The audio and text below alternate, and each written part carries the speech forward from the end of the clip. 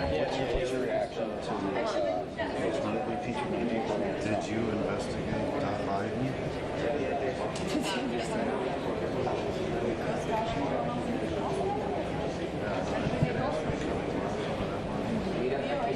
What did he say on the Russian? Was no pressure, only my son, who is 6 years old, can make pressure. Oh, really? Yeah, I don't understand why he don't give English maps. Because now he's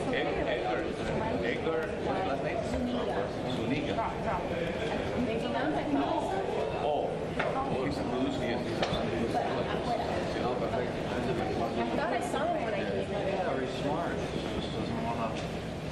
I wouldn't have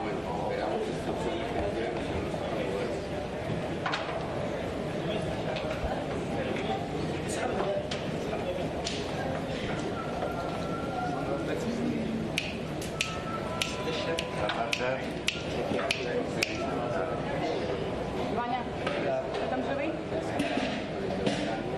Твоє місце вже зайняло.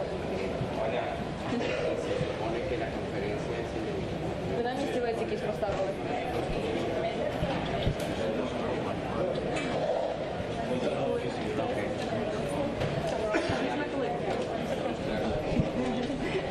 Why isn't yours big like that? Come on. А, ти тримаєш за мікрофони? А, ну так, він дуже крутився. Пане Володимире, чому ви ігноруєте українські ЗМІ? Дайте, будь ласка, короткий коментар. Володимир Олександрович, підійдіть, будь ласка, дайте коментар не лише російським ЗМІ. Розкажіть, будь ласка, про імпічмент Трампа. Як ви реагуєте на цю новину? Mr. President, Та преса вас чекає.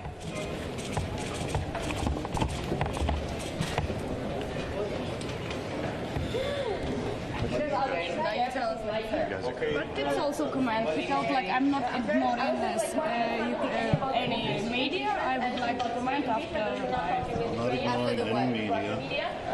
I'd like to comment after. And comment something. And comment after my speech. Comment after the speech. She said, like, I'm not ignoring anyone, but I will not say anything. So we come here. No, I'm not ignoring Ukrainian media, but literally. Literally, I'm not ignoring Ukrainian media. I'm not ignoring Ukrainian media. I will tell everything later. Everything later. Ну, зараз будемо цілуватись.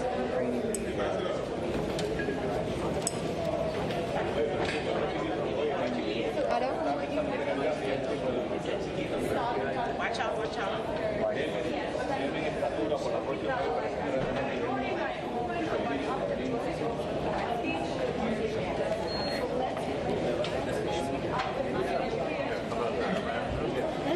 Алло.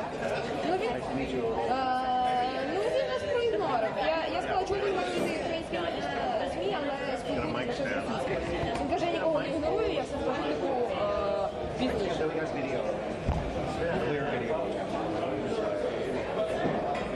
Да. Да, і пішло.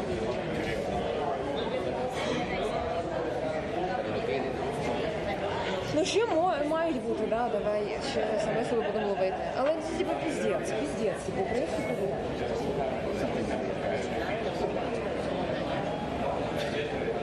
Ну давай тут, я можу тут включити, да, давай. Да, давай.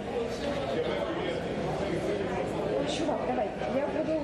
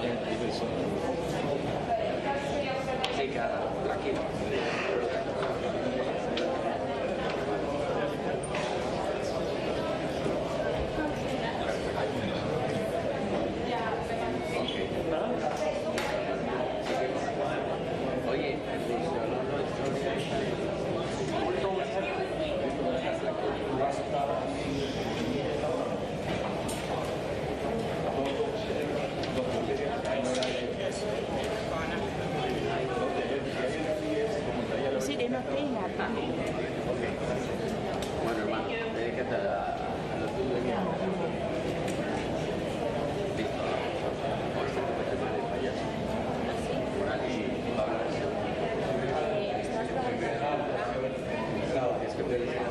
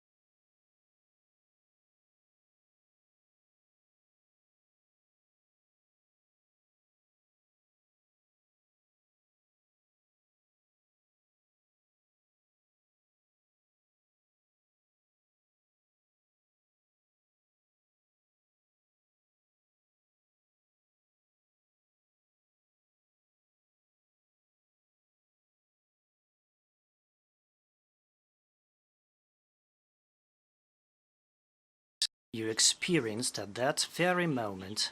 Every one of you, reputable and respectable today, used to be a starting, but I'm confident, honest politician.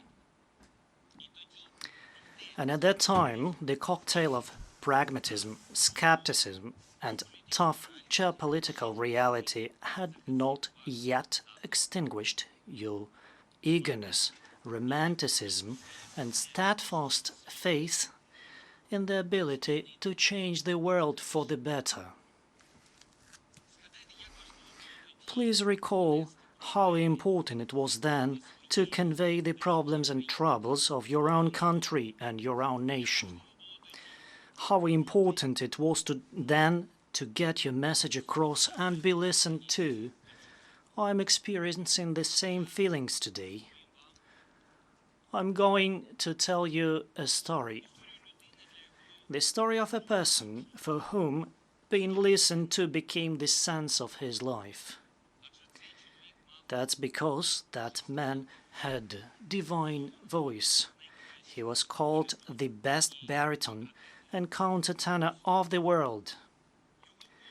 His voice sounded in the Carnegie Hall here in New York, in Notre Dame de Paris, in Covent Garden Opera in London, and Grand Opera in Paris. Every one of you could have listened to his incredible singing, but unfortunately, there is a thing which will not you allow to do so again. It looks like this, and I will show you. That is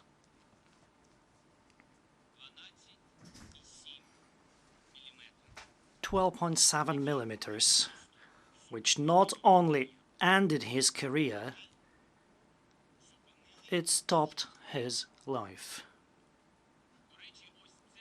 By the way, it costs only $10. And this is, unfortunately, the price of a human life on our planet. There are thousands of such stories.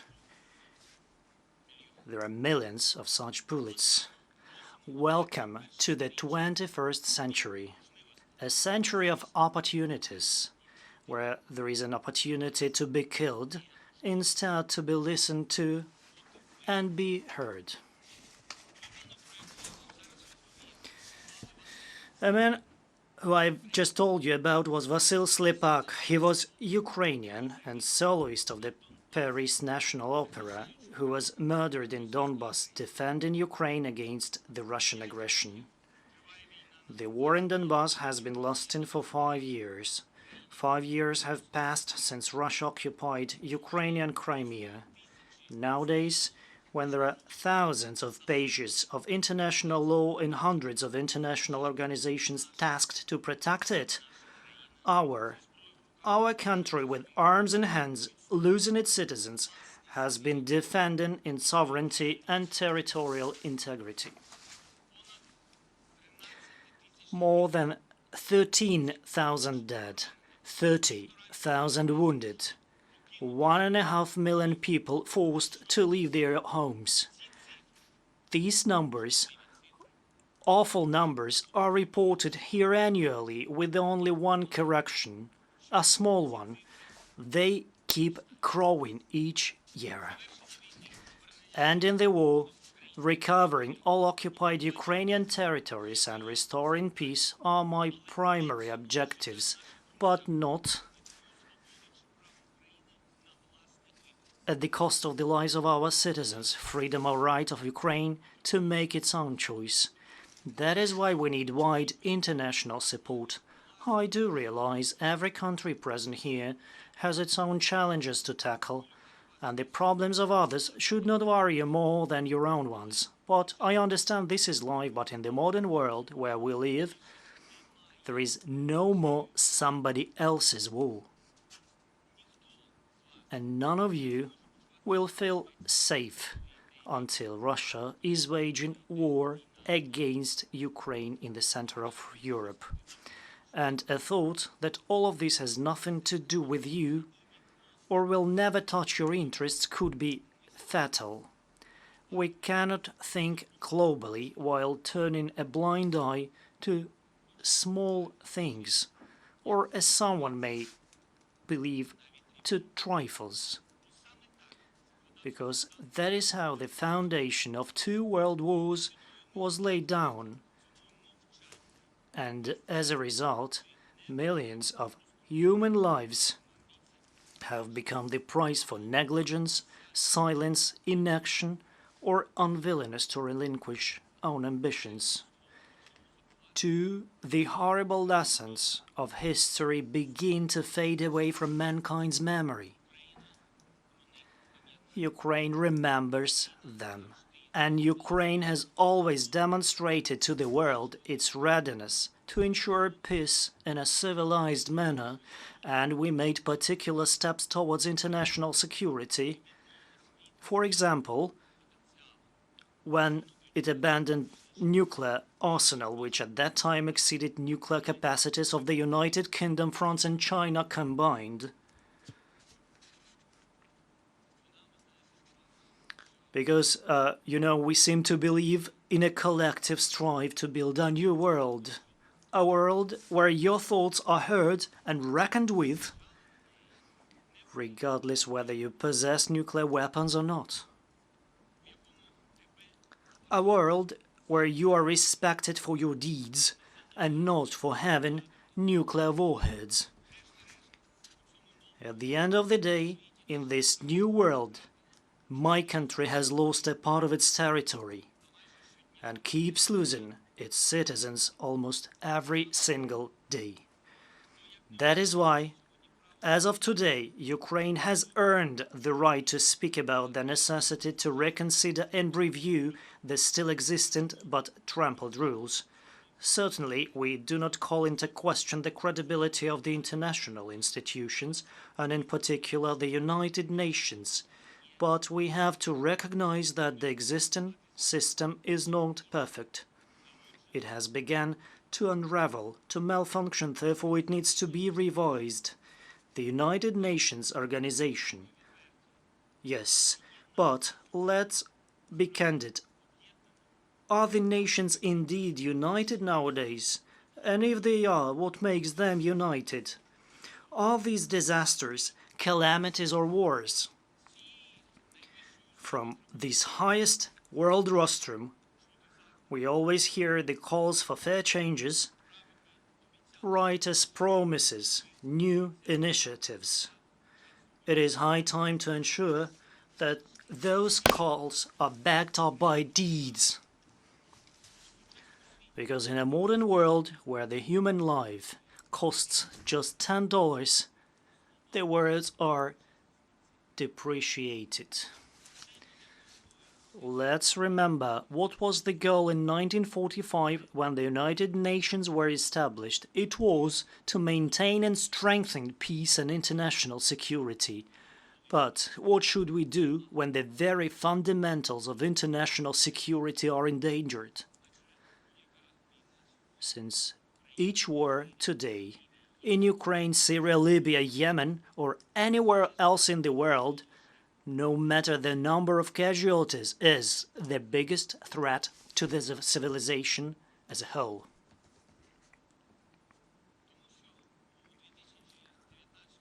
That's because in 2019, the human beings, Homo sapiens, still prefer to solve conflicts by murdering their own kind. In the course of its existence, the mankind always figured out ways to cover distances, to transmit information, to cure diseases. And only one thing remains unchanged. Contradictions between the peoples and states are still resolved by missiles, not by words.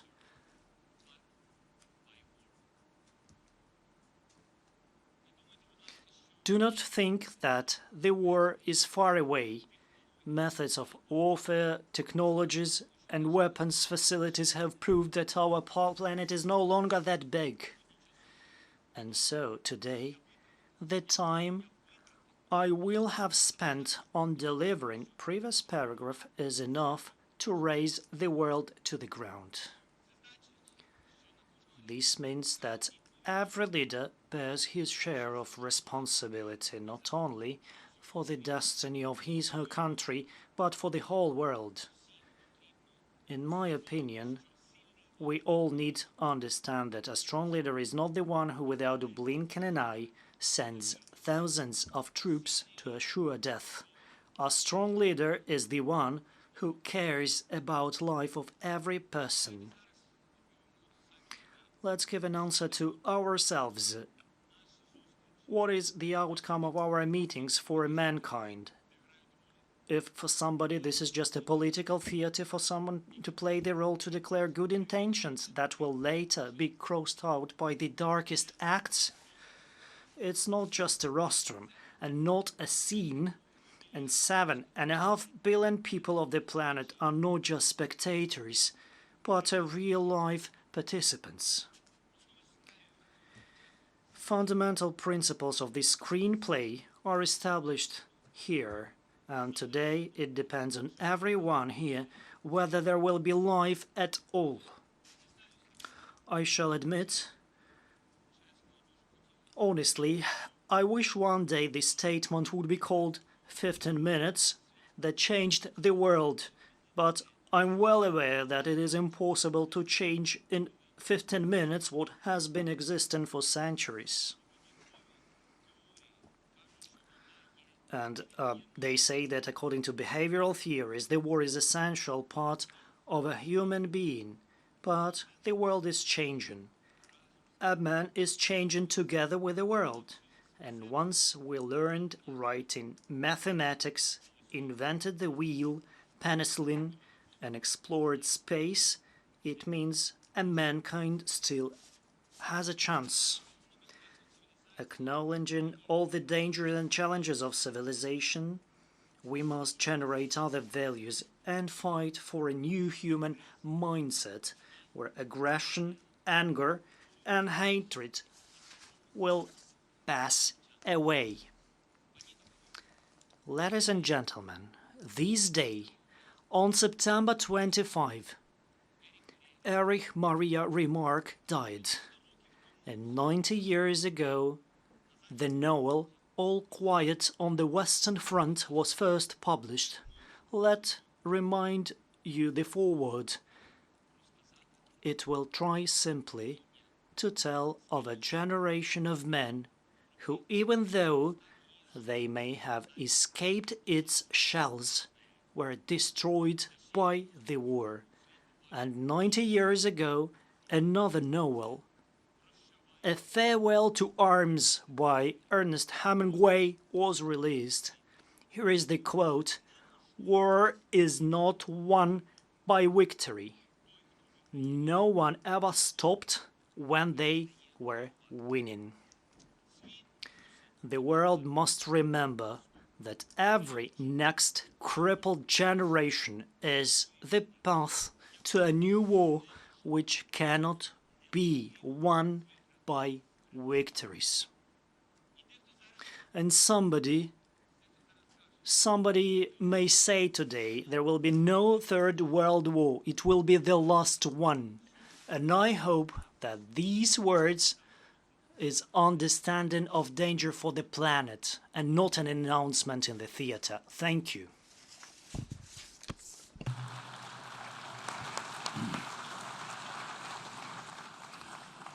On behalf of the General Assembly, I wish to thank the President of Ukraine for the statement just made.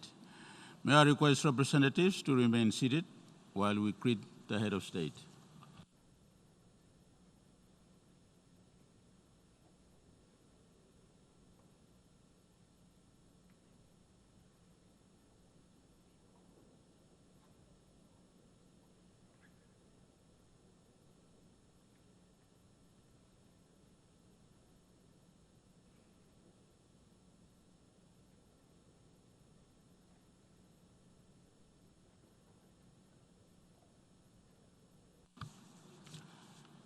The Assembly will hear an address by His Excellency Klaus Iohannis, President of Romania.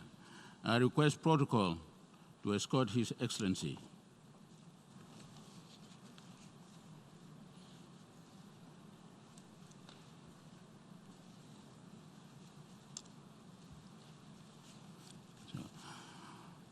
On behalf of the General Assembly, I have the honor to welcome to the United Nations His Excellency Klays Iohannis, President of Romania, and we invite him to address the Assembly.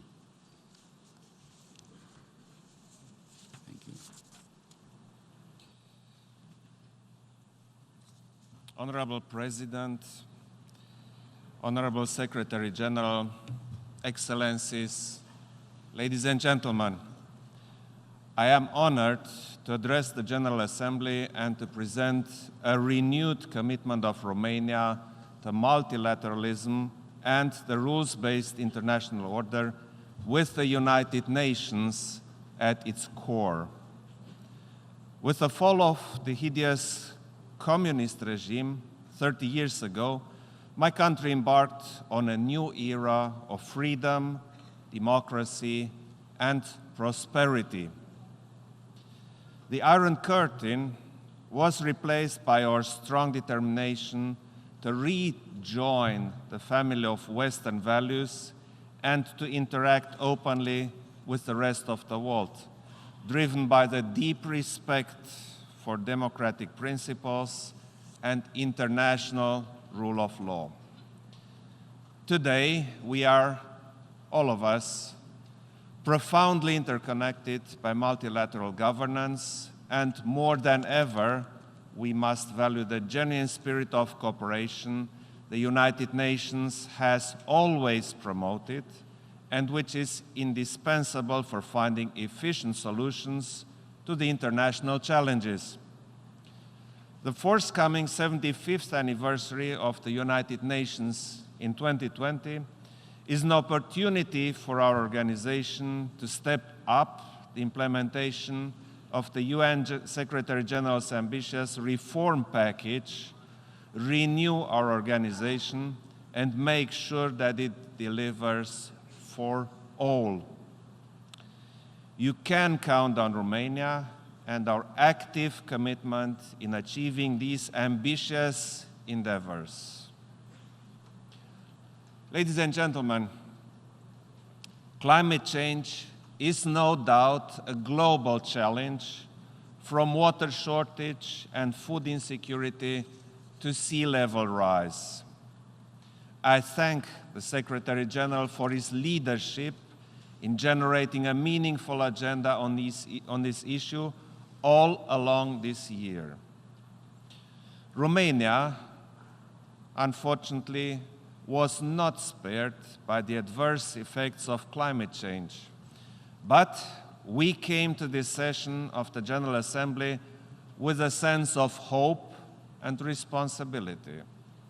Hope that it is not too late to secure a safe and environment-friendly planet for our children, and responsibility to undertake concrete steps in order to keep the pace with our promises under the Paris Agreement and the rules agreed in Katowice, including by pursuing efforts to limit the temperature increase at 1.5 degrees Celsius above the pre-industrial level.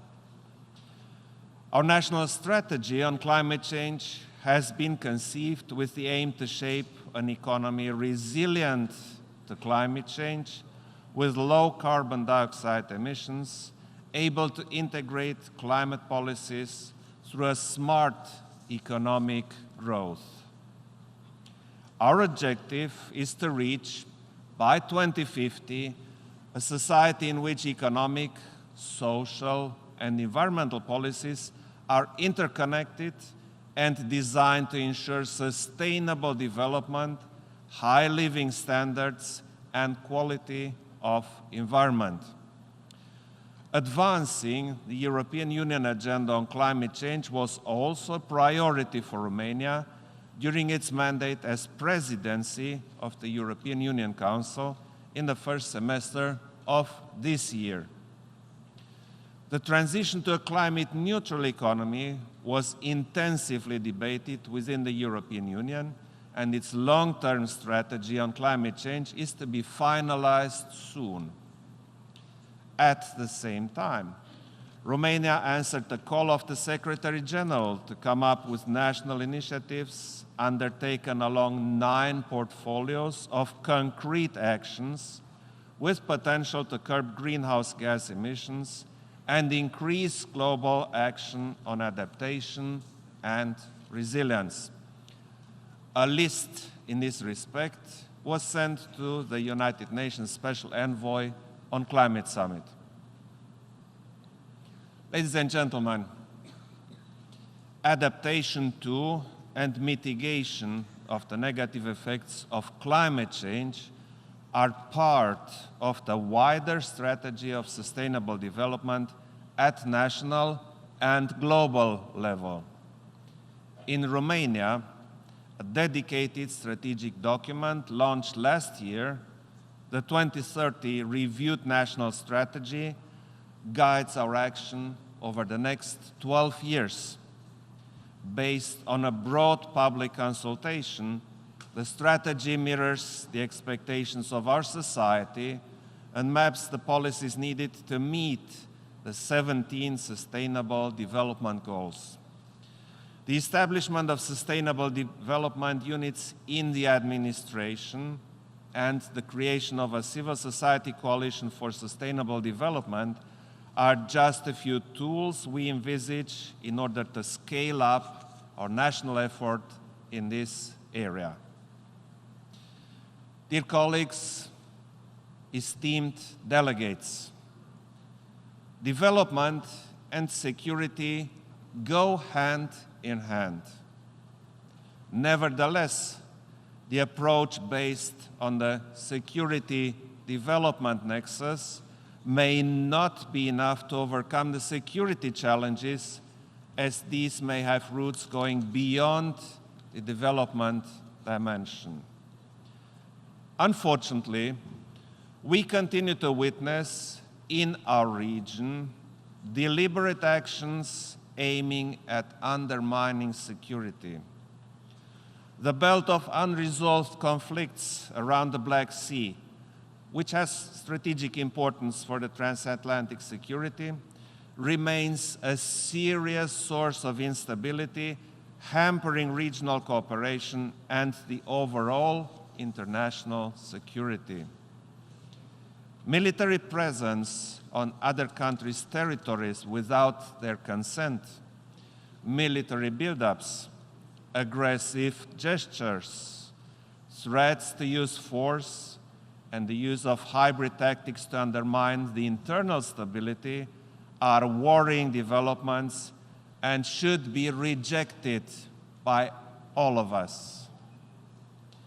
Romania remains a strong supporter of the multilateral rules-based international order built around the United Nations, which represents our best hope to tackle such challenges. The effectiveness of this international order depends on the willingness of all United Nations members to engage in finding lasting multilateral solutions in conformity with the United Nations core values. Romania is strongly committed to act in this way as a pillar of stability in the region, and we constantly supported the United Nations effort in tackling such risks, including through the General Assembly resolutions pertaining to these matters. Romania participated and still participates in United Nations peacekeeping operations covering countries all over the world, from Afghanistan and Sudan to Georgia and Haiti, and now in Mali. In mid-October, 120 Romanians and 4 helicopters will start their mission in Mali, a critical area in support of the United Nations effort to assist by promoting sustainable development peace, and security. Excellencies, Romania reiterates its deep concern regarding the global spread and magnitude of terrorism and condemns in the strongest terms the continued recurrence of terrorist attacks, including those targeting representatives of diplomatic missions. Recently, such attacks in Kabul, Afghanistan, tragically ended the life of 2 Romanian citizens and seriously wounded 1. I reiterate the firm commitment of Romania to combat terrorism at international level by using all available tools, including international law. Romania has welcomed the reform launched by the Secretary General at the beginning of his term and supported the United Nations efforts aiming at enhancing coordination and improving the coherence in the implementation of the global counterterrorism strategy. To conclude, let me reassure you of Romania's full support in the endeavor to galvanize multilateral efforts for poverty eradication, quality education, climate action, and inclusion during the whole of the 74th session of the General Assembly. Thank you.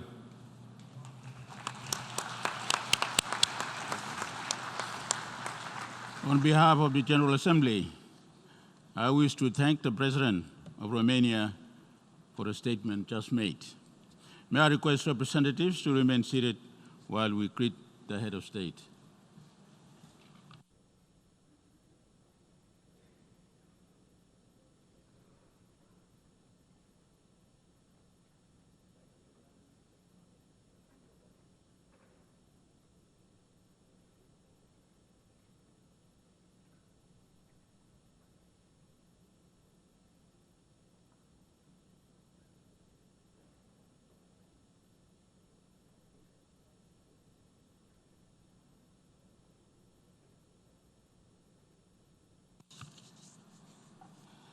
The Assembly will hear an address by His Excellency Barham Salih, President of the Republic of Iraq. I request protocol to escort His Excellency.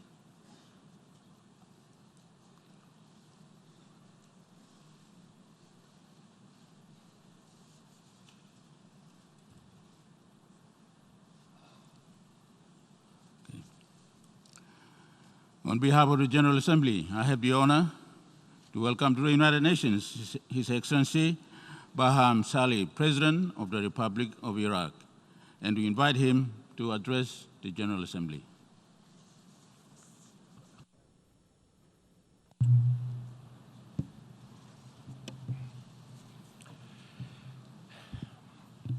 Bismillah.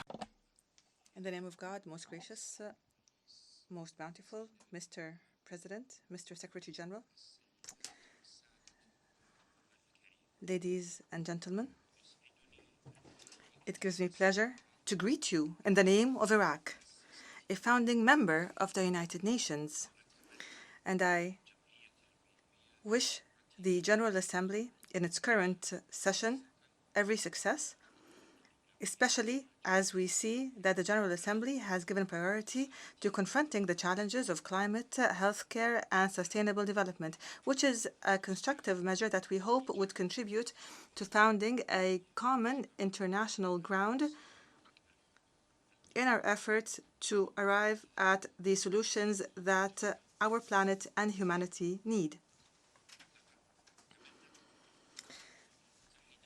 Since its inception, the United Nations has adopted the concept of a partnership among nations in order to achieve the supreme values that govern its objectives and to secure international peace and security and to resolve peacefully conflicts and to entrench human rights as a higher value and an utmost objective.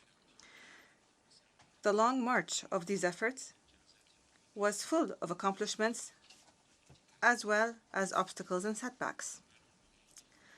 Millions of people in our world look to the United Nations to enhance dialogue and to create mutual partnerships in order to deal with the crises of poverty, healthcare, education, security, and development, which continue to cast a long shadow over the world. Esteemed guests, I speak to you today in this important gathering to tell you of the hopes and aspirations of our people, their aspirations to continue their efforts to confront terrorism, to defeat terrorism through offering a life of freedom and dignity to our citizens, or through bolstering security and providing services and securing economic growth and sustainable development, not just in Iraq, but throughout the Middle East. Terrorism has ravaged our country. Our country went through a difficult and dangerous stage, and there are those who expected the worst. The terrorist Daesh project was an evil plot to destroy Iraq and the region. The Iraqi people have offered great sacrifices through their armed forces, including the army, the Popular Mobilization Forces, the Peshmerga forces, and others, in order to secure freedom and to resist the terrorism with the help and support of the international coalition and friends whom we appreciate. History will testify that Iraqis, through their unity and through their steadfast resolve and through the large role played by the religious authorities, have succeeded in defeating this Takfiri project and in protecting the world from its evils. Iraq is now at the doorstep of important positive developments, be they in the security, political, or economic spheres. Developments in Iraq are taking a positive turn that we have not witnessed throughout the past years. This is a new direction that fills us with hope of a promising future. We must evaluate these important developments, and we must build on them in light of the security stability that exists. We must take into consideration the Iraqi people's suffering over 40 years because of oppression, because of campaigns of genocide such as the Anfal genocide, mass graves, the use of chemical weapons in Halabja, the drying of the marshes, and the destruction of the environment, the wars, the siege, the ravages of terrorism, the destruction of infrastructure and corruption. Perhaps no other country has experienced what Iraq has experienced in terms of span, be it in terms of time or reach. And this stability is an important accomplishment that must be preserved and must not be forfeited. We also note the positive climate that exists in dealing with the accumulated problems between the federal government and the Kurdistan regional government on the basis of the constitution. We note the role of the United Nations office in Baghdad, which is important here, especially with regards to the files of Kirkuk and the disputed areas, and in helping us arrive at solutions in accordance with our constitution. Despite this, ladies and gentlemen, challenges continue to exist. And what has been achieved by our victory over terrorism still requires continued regional and international cooperation to combat this dangerous scourge and to deal with the conditions that have created an environment that allowed for its growth and its multiplication. Moreover, measures to rebuild the areas that have been damaged by the war on terrorism and to guarantee the return of IDPs are still in the early stages. There is an international responsibility here, some of whose features were determined in the Kuwait Conference on Reconstruction that was held in 2018 and which we hope to activate with the assistance of our brothers and friends. We must all not allow ourselves to be distracted from the importance of confronting terrorism in all its manifestations. A military victory on Daesh is important. However, we must be aware that there are still terrorist remnants that are trying to reorganize themselves. And we also note the existence of dangerous hotspots of terrorism and extremism in Syria and other states, not to mention regional tensions and conflicts in the Middle East constitute dangerous elements and create an environment that gives terrorism a margin of return. Terrorism takes advantage of political and security vacuums, and we must work together to fill these vacuums. The Middle East region witnesses conflicts and wars year after year. We must unify our efforts seriously in order to overcome the era of conflict to the era of renaissance. The continued tragic situation in Syria and the spread of terrorism and extremism in a nurturing environment requires us to exert practical efforts so that the Syrians would arrive at a permanent political solution that would guarantee stability and peace, and that would guarantee the rights of Syrians in peace and security and freedom, and give them the ability to determine their own future without any guardianship or interference. We would like to note the need to work diligently to reach a just and comprehensive solution to the Palestinian cause in accordance with international resolutions and in a manner that would guarantee the legitimate rights of the Palestinian people. We reiterate our solidarity with the Palestinian people in their suffering and in their right, their legitimate right to establish their state, their independent state on their territory. Moreover, the recent decision to annex the Golan and the Jordan Valley is a blatant violation of international law and is an exacerbating matter that would only prolong this crisis and would deepen the wound that threatens the future of stability in the region and the world. The continued war in Yemen is a source of great concern in light of the security and humanitarian repercussions that are affecting the region. Supporting Yemenis' efforts to arrive at a comprehensive political solution that would reinstate peace throughout their country is a priority that is important in light of the existing dangers. Targeting the security of the Gulf and the sisterly kingdom of Saudi Arabia is a dangerous development. We in Iraq are very concerned by this tension and this escalation. Our security is tied to the security of the Gulf and the region. The international community must offer serious assistance in containing this escalation because it would have disastrous repercussions on the security of the region and the world. Ladies and gentlemen, the regional situation is dangerous and threatens disastrous consequences that we must contain. We must stop fighting wars. We definitely do not need a new war in the region, especially since the last war on terrorism has not been finally settled yet. Our position is firm. It is important to give precedence to dialogue over tension and escalation.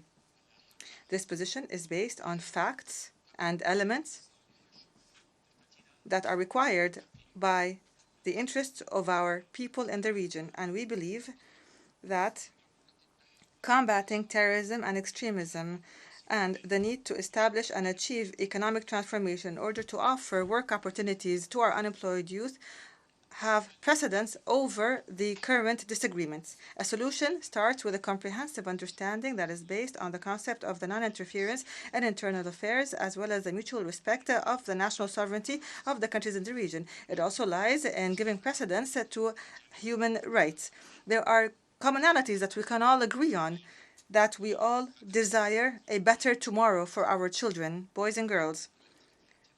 Let us work to calm the situation and to work constructively for the future. And despite the conflicts and disagreements in the region, the stability of Iraq is the joint and common interest of everyone, and it can be a launching pad from which we can establish more commonalities.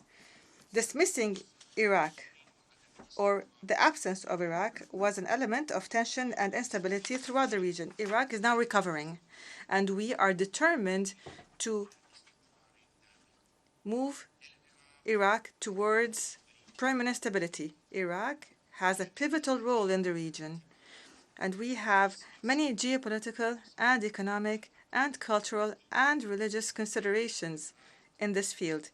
Iraq is the cradle of our prophet Abraham.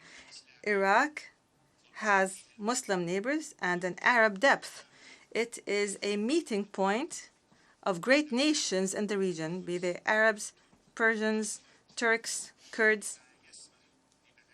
And this makes of our country, with its different components, Shiites and Sunnis, Arabs, Kurds, Turkmen, Muslims, Christians, Saiba, Yazidis, and Shabak, this makes Iraq an element that would help establish peace and understanding between countries and allows Iraq to be an active part of any effort to construct, to make progress, and to innovate.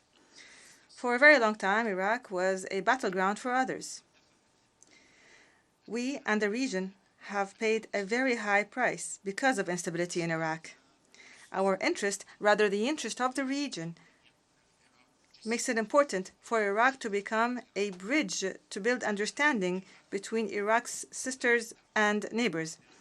And from this podium, we renew our call to establish a joint security system in the Middle East and to establish a system of economic integration as well as security and political coordination in order to uproot terrorism and to guarantee stability. Iraq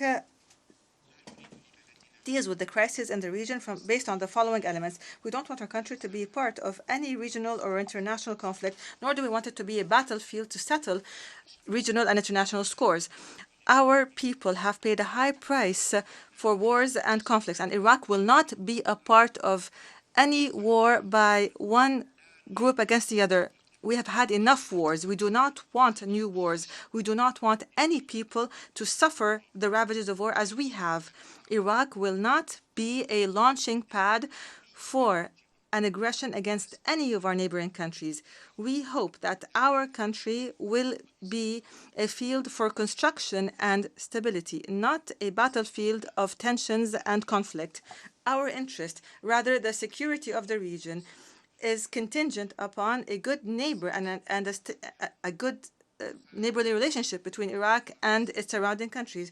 And Iraq's policy today is not the same as the policy of the former regime in terms of dealing with its neighbors.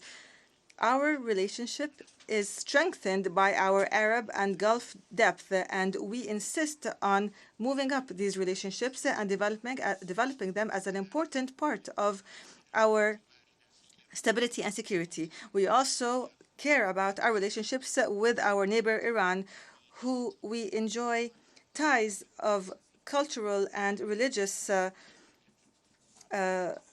connections as well as different interests. And we would also care about our neighbor to the north, Turkey, and we are exerting efforts to raise the level of our bilateral relationships with all of our neighbors in order to achieve development on all the different spheres. A federal democratic Iraq that is stable will be a chance to gather together all of our neighbors and brothers in the region and to enhance understanding and agreement among the countries of the region in order to create a regional organization that is based on economic integration and common security.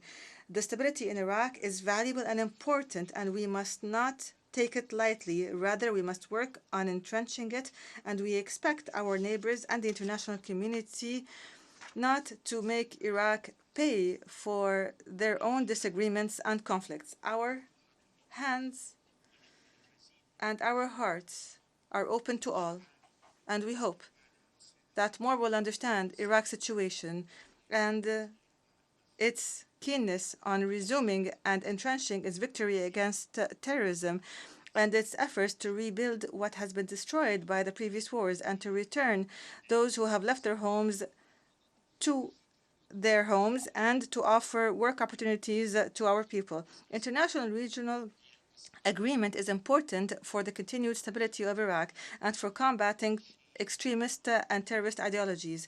But the most important task required right now is that of reforms in order to secure good governance for our citizens and to combat corruption and to offer work opportunities to our youth. These are important challenges that we are working on confronting, and we believe that achieving sustainable development is an important framework for all this.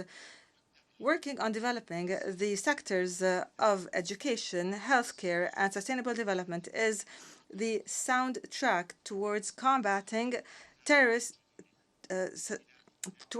extremist ideology and to uprooting terrorism so that we can build future generations that are able to guarantee their own future.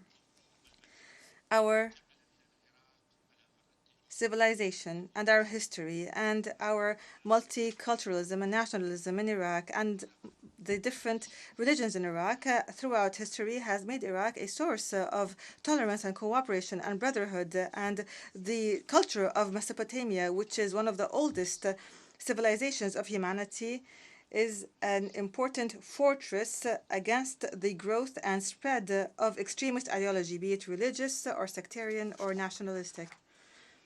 The battle that the Iraqis are fighting continues in order to achieve the renaissance that they deserve and to combat corruption and to empower youth and women and to achieve sustainable development. These challenges continue to stand, and they are added to the challenge of returning IDPs and rebuilding the destroyed areas. The Iraqi government, a few days ago, adopted a draft law to establish a Council for Reconstruction, and we, with the Iraqi Prime Minister, will submit the draft law to the Parliament, and we hope it would be adopted. This Reconstruction Council will look into the major infrastructure reconstruction projects with the contribution of the government as well as the private sector from Iraq and abroad. Iraq needs a comprehensive reconstructive effort, and we hope that this project would provide the necessary legal and administrative environment to encourage private investment and meet the needs of Iraqis for services and employment opportunities. Iraq is a promising market, for between the needs of the Iraqis and our natural and human resources, we can transform our country from a battlefield and a scene of violence into an economic hub in the region. Some might think that this is a far-fetched dream, and I admit there are obstacles and there are great challenges, but I am confident that this is necessary and is possible at the level of Iraq and the region and the world. Ladies and gentlemen, we believe that terrorism and corruption are two faces of the same coin. We believe that efforts to defeat terrorism must also be accompanied by practical efforts to defeat corruption. Corruption is the political manifestation of violence. It is the main source of financing for terrorism, and without drying up the sources of financing terrorism and preventing the diverting of public funds from investing in education and services towards fueling social and political and security conflicts, we cannot make and take firm steps towards stability. The world needs serious action to establish an international alliance to combat corruption networks that smuggle and that launder money, and to dry up the sources of financing that is similar to the International Alliance Against Terrorism. This would allow our country to regain our stolen assets and to uproot this dangerous scourge. Ladies and gentlemen, Mesopotamia is the cradle of civilization and has offered many services to human civilization, just as it has suffered and has witnessed disasters. We, in the faces of our mothers and fathers, read the message of peace, and in the smile of our sons and daughters whose childhood has been marred by war. We see this in the eyes of our young men and young women, in the alleys of our streets, of our cities that have been worn by conflict, we all read the message of peace in our consciousness as a ray of hope for the future of humanity. I salute our people. I salute the families of the martyrs, the victims of oppression and the mass graves and the Anfal genocide. I salute their legitimate insistence to live an important a life of dignity and peace and stability. It is our duty to support their ambitions and to meet them. We have important challenges, but with our determination and our will and with the support and backing of the international community, we will do this, God willing. The speaker now speaks in Kurdish to repeat the same paragraph, which is, I salute our people and I salute the families of the martyrs, the victims of oppression and the victims of mass graves and the Anfal genocide. I salute their determination to live a life of freedom and dignity and peace and stability. It is our duty to meet their aspirations. We have before us important challenges, but with our will and determination and the support of the international community, we will prevail, God willing. Assalam. Peace is the greeting of Islam and the essence of Islam throughout history. Peace is the message of Moses, of Christ, of the messengers, of the good people everywhere. It is the basis of all religions and great human doctrines. With the call for peace we start, and with the call for peace we end. Peace be upon you, with God's blessings and grace.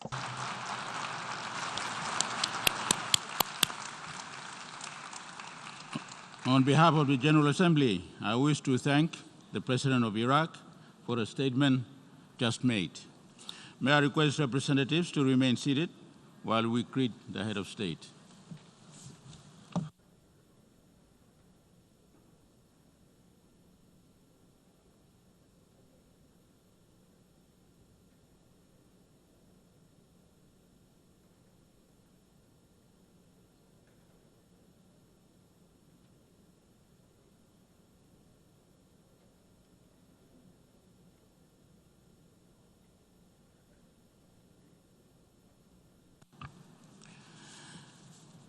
The Assembly will now hear an address by His Excellency Weah, the President of the Republic of Liberia.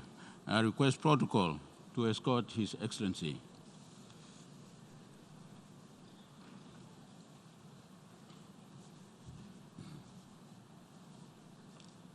United Nations, His Excellency Weah, President of the Republic of Liberia, and we invite him to address the Assembly.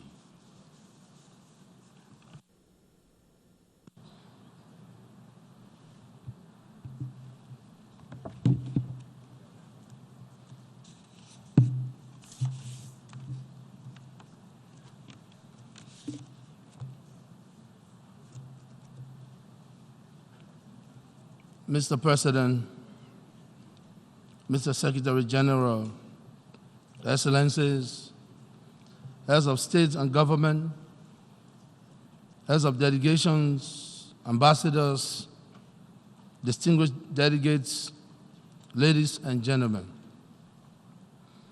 I'm honored to address this 74th session of the United Nations General Assembly on behalf of the government and people of Liberia. Before I begin my address, I would like to ask you to kindly join me to observe a moment of silence for the deaths of 28 young scholars who died last week in the tragic fire in Liberia.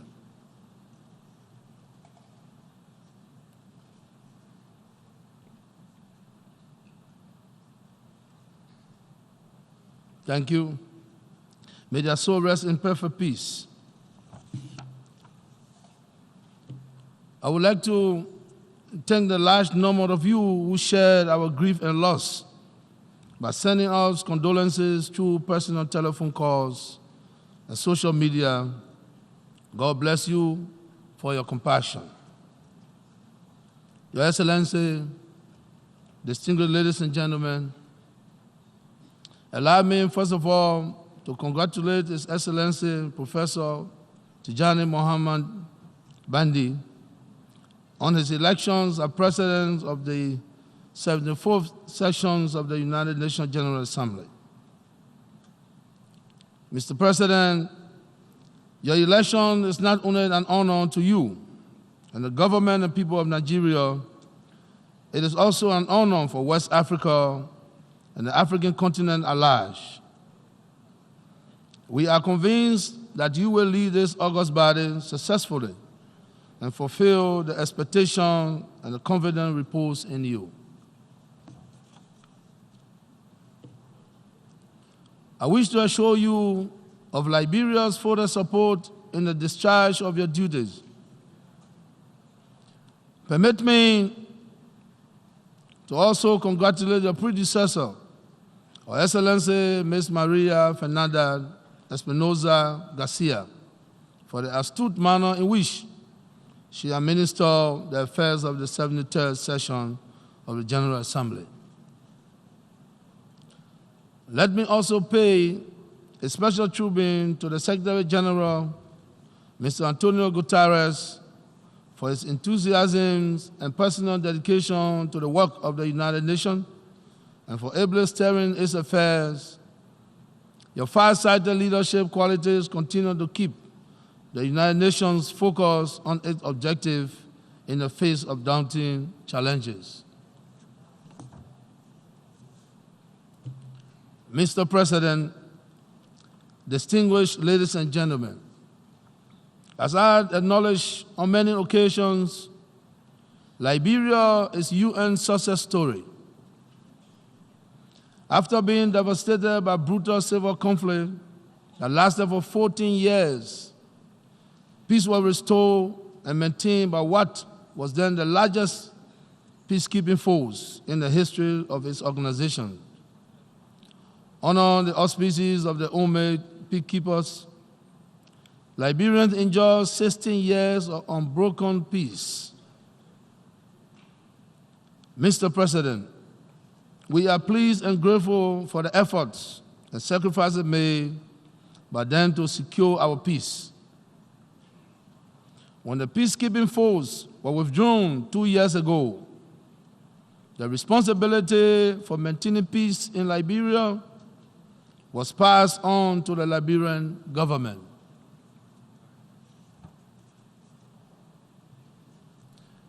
This is a responsibility to which I attach the greatest importance, because without peace, our war will be difficult. We are all aware of the terrible destructions of lives and property caused by civil war. However, long after the guns have been silenced, the survivors have to live with the collateral damage of the war-wounded, the sheltered families, the displaced populations, the resettlements of refugees, and all the other negative consequences of a national social economic fabric that has been torn apart. Your Excellencies, since I assumed the leadership of my country almost 2 years now, I have remained focused on my charge to ensure that peace prevails in Liberia. At the time, we committed ourselves to upholding our constitutional mandate, which is to ensure that all the democratic rights of our citizens will be guaranteed and protected. I am proud to say that I've kept this promise, and our country is today a beacon of democracy in Africa, where freedom of the press, freedom of expression, freedom of association, and other political and democratic rights are respected under the rule of law. The political environment remains vibrant, with political actors and parties freely exercising their franchise and participating in various elections. Mr. President, I am delighted to report that there are no political prisoners in Liberia, and existing laws that hinder or threaten press freedom are being decriminalized. Several protests have taken place from time to time, all of which have ended peacefully and have been welcomed by my government as a positive manifestation of our democratic maturity. This is the democracy for which our country has yearned. This is the freedom of which our people have struggled and suffered. And this is the emancipation for which many of our citizens have paid the ultimate price. However, Mr. President, we are beginning to witness the emergence of a creeping threat to our democratic space and to our hard-won peace and stability. Some individuals within and out of our country, particularly those who have lost democratically held elections, have resorted to incitement, threats of violence, misuse of social media, and hate speech with the aim and objective of achieving power through undemocratic means. This is unacceptable and must not be encouraged by those who wish Liberia well. For democrats to strive, all Liberians, including both the ruling parties and the opposition party, must respect the rule of law and abide by the procedures and regulations prescribed therein. As the leading opposition party in Liberia, during the past 12 years, our party, the Congress for Democratic Change, accepted the disputed results of two previous presidential elections in 2005 and in 2011 in the interest of peace. Nevertheless, throughout those two terms, we continue to engage the government of the day in a constructive manner, even accepting to serve as peace ambassador when called upon to assist them to maintain the peace under their regime. We must all learn to respect the mandates of our electorate, even when that mandate is not in our favor, and not be selective in our support for democracy only when we win. Mr. President, distinguished ladies and gentlemen, the Liberian civil conflict came to an end when all parties and warring factions signed a comprehensive peace agreement in Accra, Ghana in August 2003. The accord called for the establishment of a Truth and Reconciliation Commission, the TRC, to provide a forum that will address issues of impunity, as well as an opportunity for both the victims and perpetrators of human rights violations to share their experiences in order to facilitate genuine healing and reconciliation.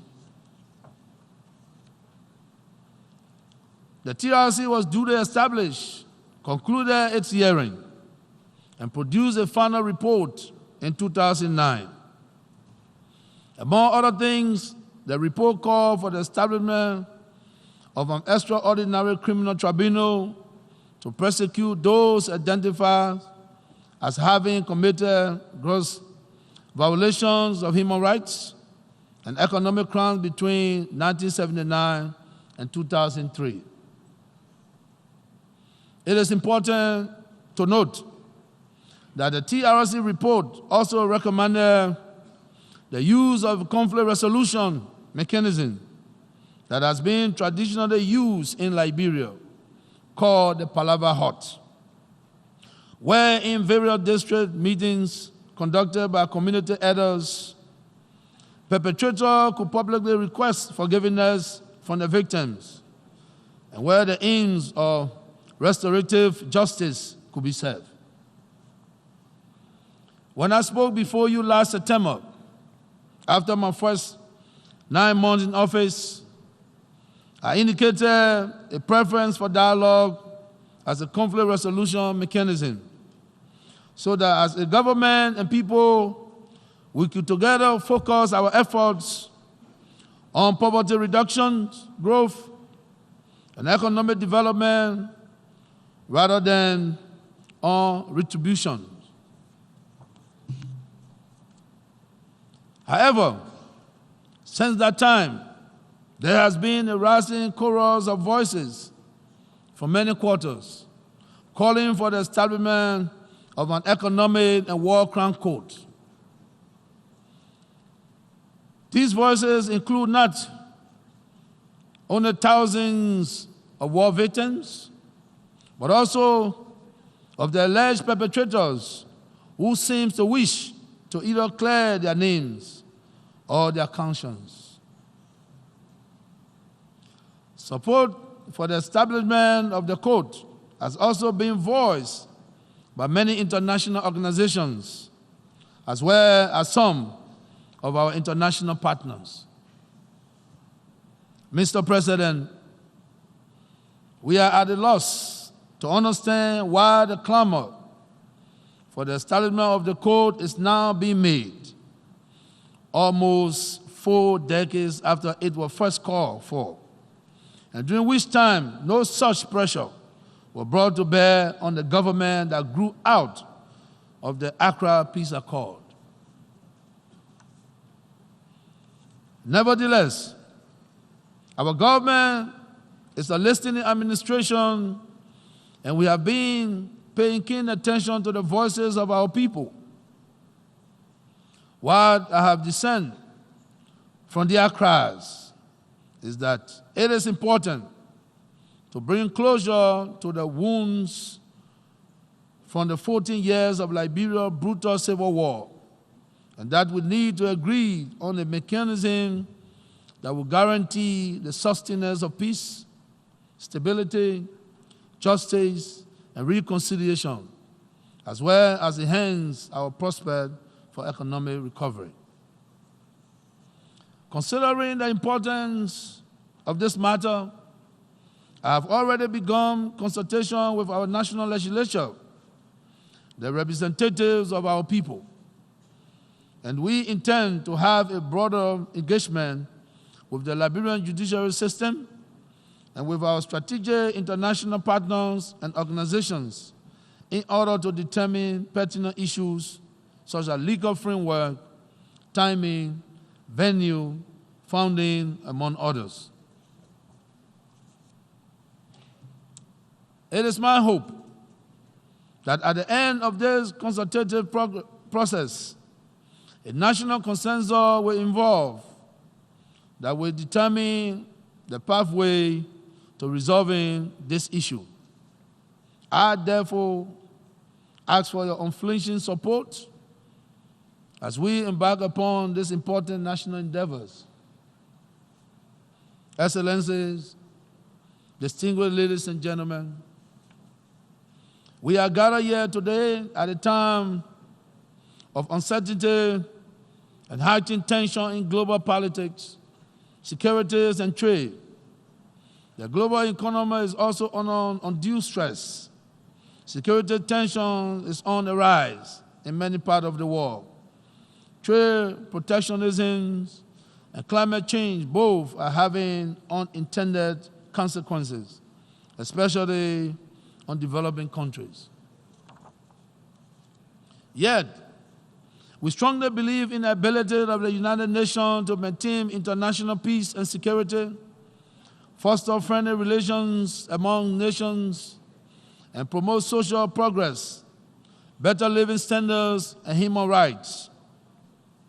We continue to have faith and confidence in the United Nations as the best universal institution to guide the nations of the world in peaceful and harmonious interactions. Mr. President, the theme of this 74th General Assembly, galvanizing multilateral efforts for poverty eradications, quality educations, climate actions, and inclusion, certainly reminds us about our responsibility to focus on achieving the purpose of the United Nations in principle and practice. My government has developed and is implementing the National Development Plan which support this theme.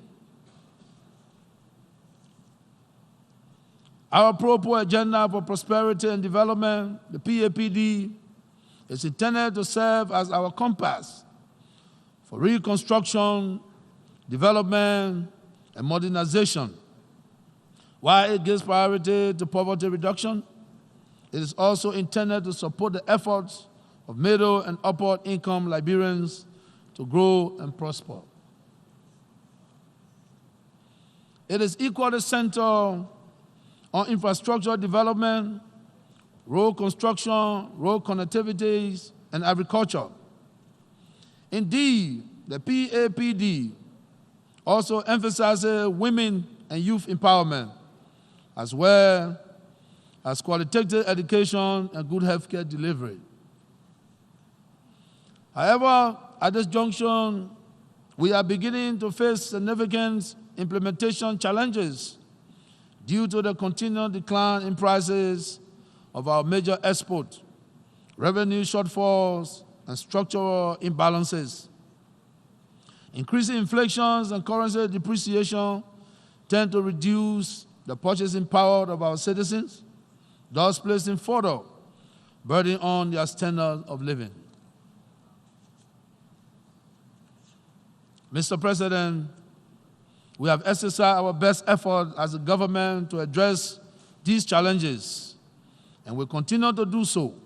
Yet, many of them persist and are claiming the folders' attention in finding practical solutions to resolve them.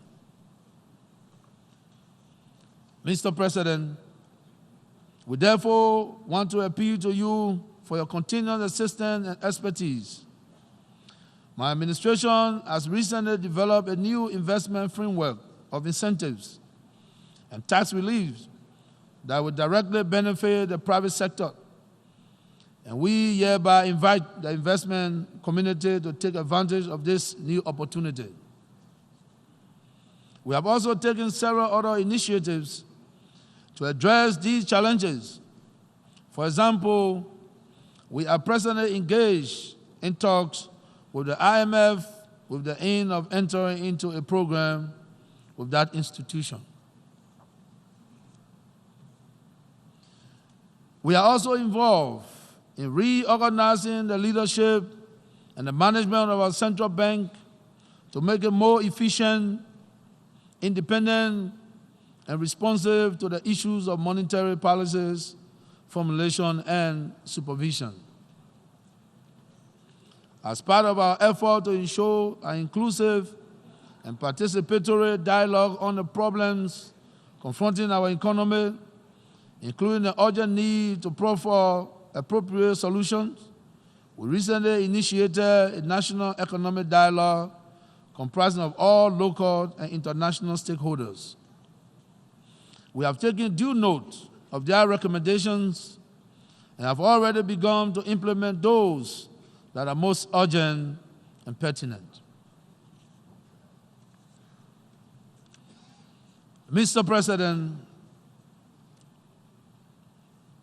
Excellencies, ladies and gentlemen, let me assure you that Liberia remains engaged as a responsible member of the international community on all bilateral, regional, and multilateral levels.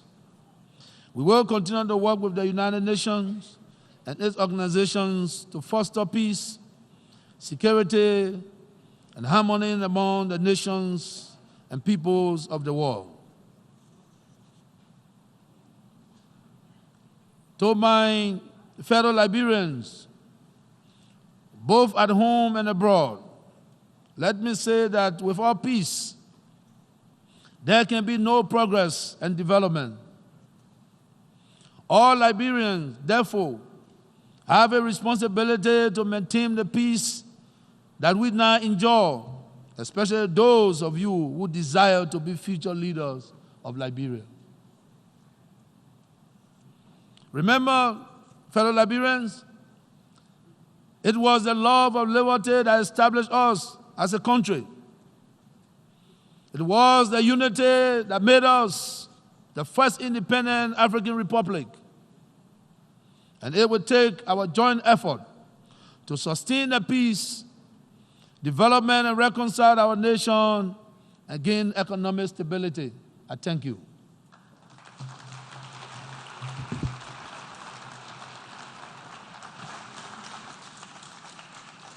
On behalf of the General Assembly, I wish to thank the President of the Republic of Liberia for the statement just made. May I request representatives to remain seated while we greet the head of state.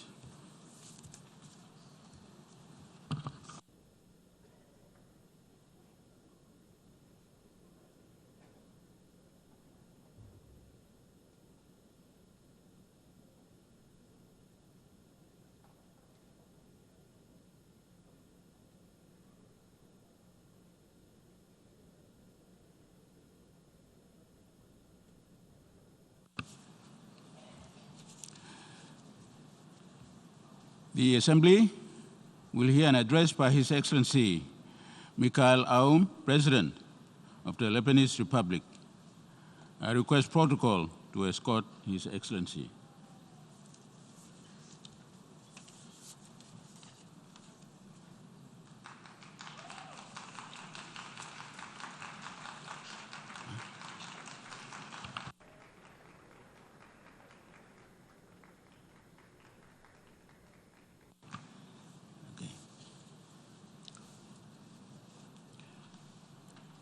On behalf of the General Assembly, I have the honor to welcome to the United Nations His Excellency Michel Aoun, President of the Lebanese Republic, and we invite him to address the General Assembly. Michel.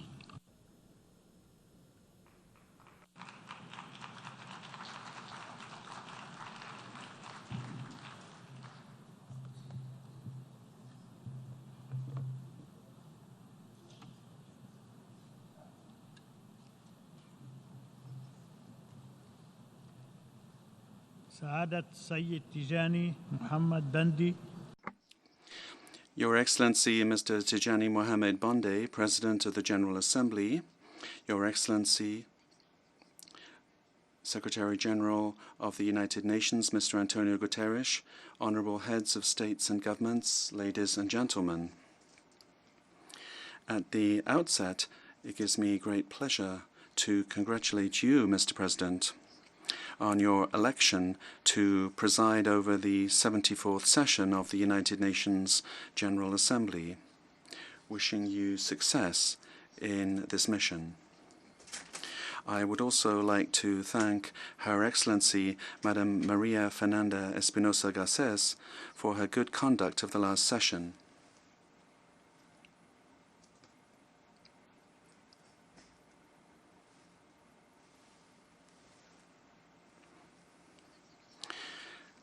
Ladies and gentlemen, on the 16th of this month of September, the General Assembly voted on Resolution 344 in favor of the establishment of the Academy for Human Encounters and Dialogue in Lebanon.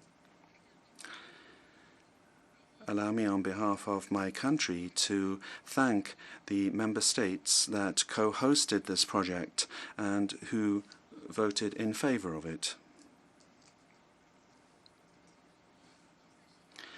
Given that this is encouragement to us to move forward with this initiative that I launched here 2 years ago. I will be closely following up on the creation of this academy, because I believe that true peace is the one that unites human beings and not peace that is on paper. Because I firmly believe in the role and vocation of Lebanon as a land of convergence and dialogue. And the experiences and expertise of our people and our pluralistic society have led us to reject intellectual and religious extremism and have taught us tolerance and acceptance of differences. This academy is all the more important because it embodies an international project for the convergence of various cultures, religions, and ethnicities in order to promote the spirit of coexistence and to spread the culture of accepting the other in line with the principles of the United Nations and its noble aims to bridge the gap amongst peoples, of which the most important is preventive diplomacy to prevent conflicts. 2 days ago, here at the United Nations, we had the climate summit at the called at the invitation of the Secretary General. In this context, Lebanon joined the group of countries supporting the initiative of His Excellency the President of Austria for more climate ambition, after it was at the forefront of the signatory countries of the Paris Agreement. Also, Lebanon has taken various steps this year to promote the role of women. Indeed, the Lebanese government adopted and launched a comprehensive national plan to put into effect Resolution 1325 about women, peace and security of the Security Council, and we have begun implementation of this plan, and we have completed all the steps related to the work of the National Commission for Human Rights, as well as the Torture Prevention Committee. Mr. President, ladies and gentlemen, the heated wars that have prevailed in many countries in the Middle East during the last decade has slightly been reduced. Nevertheless, its repercussions on our countries and societies are becoming more widespread and entrenched, especially at the economic and social levels. This year, the debates of the General Assembly have the theme of galvanizing the multilateral efforts for poverty eradication, quality education, climate action, and inclusion. Should we remind you once again of the adverse impact and the size of the adverse impact entailed by the Syrian displacement crisis and its repercussions on Lebanon in the security, political, social, economic, and environmental spheres, as well as its effect on infrastructure, growth, and the increased unemployment rate. This is seriously threatening the achievement of the Sustainable Development Goals in Lebanon and has led to a worsening of the economic crisis which we face. We are trying in all ways to face up to this difficult economic situation. And to do this, we have set in place drastic structural measures and reforms to our economic and financial system in cooperation with relevant international institutions. However, I would call upon all world leaders to make your contribution to the safe return of the displaced to Syria.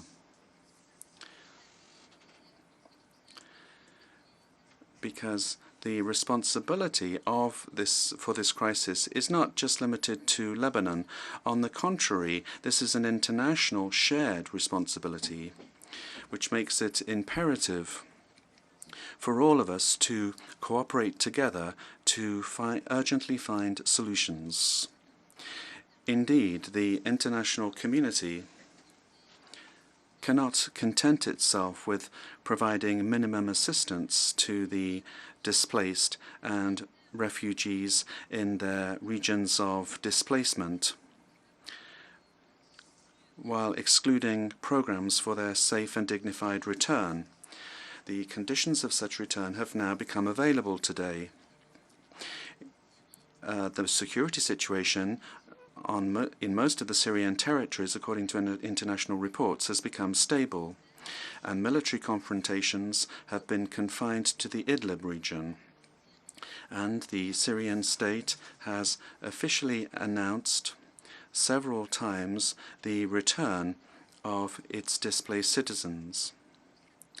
To date, 370,000 displaced have left Lebanon for Syria, more than 250,000 of whom have returned to Syria, and the feedback we have states that they have been subject to persecution and mistreatment. On the other hand, we have questions with regard to certain international organizations who are trying to stop this return and using the security situation in Syria to sow fear amongst those who have been displaced.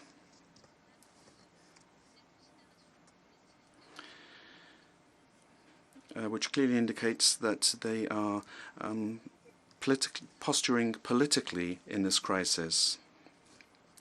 And the refugees are being turned into hostages in an international game to be used in future settlements. De facto, this may drive Lebanon to foster the undertaken return process in agreement with the Syrian state, which is threatening the very existence of the country. We are in the best position to know the problems that displaced peoples experience. Our country has had very many experiences in this regard. The first was in 1974, after the outbreak of the war in Cyprus, with the arrival of a large number of Cypriots in Lebanon. And then they swiftly returned to their country as soon as the ceasefire was declared, without waiting for the political solution, which has still not been achieved today. But our experience began in 1948 with the waves of displacement of the Palestinian people to the neighboring countries, and particularly Lebanon. And today, Palestinians are still living in camps, awaiting their return and awaiting the political solution and the implementation of Resolution 194. And they've been waiting for more than 7 decades now. And in this context, I would like to guard against the danger of reducing the services provided by UNRWA to the Palestinian refugees. This adds social and fiscal strains, and the effects are being felt in Lebanon.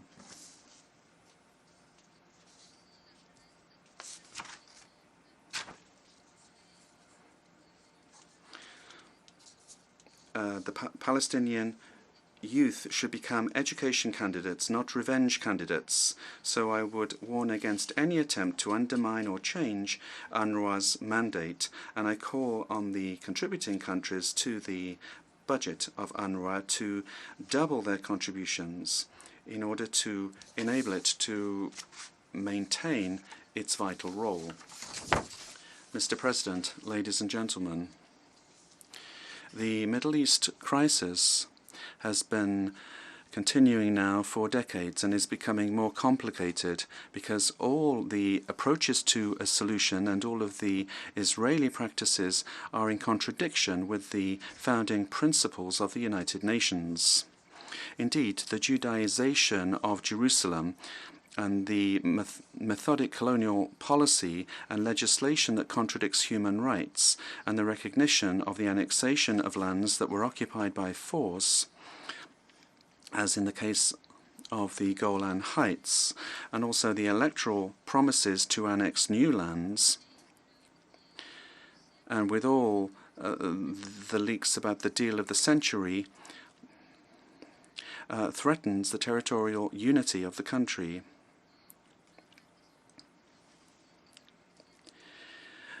In order to put an end to the Palestinian issue and keep the Palestinians where they are. Lebanon will suffer the effects of this because we host a large number of the refugees. And all of this undermines any chance for peace in the Middle East and points undoubtedly to a dark, unknown future. However, the rights of peoples remain, even when so much time passes by. Mr. President, ladies and gentlemen, the Israeli violations of Resolution 1701 have never ceased. And neither have the aggressions against Lebanese sovereignty by land, sea and air. The hostile act carried out last month against a residential area in the heart of Beirut is the most serious infringement of this resolution.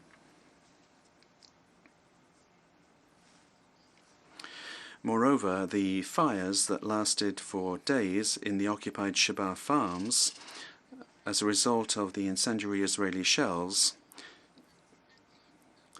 represent an international environmental crime that requires condemnation of those who caused them. From this rostrum, I reiterate that Lebanon is a peace-loving country. We are committed to respecting Resolution 1701, and we always strive to respect it. Yet this commitment does not eliminate our natural, non-transferable right to legitimately defend ourselves in order to defend our land and our people with all available means.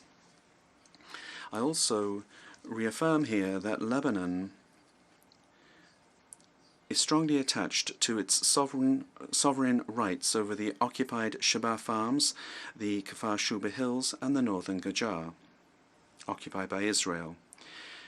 We will spare no opportunity to establish the internationally recognized land border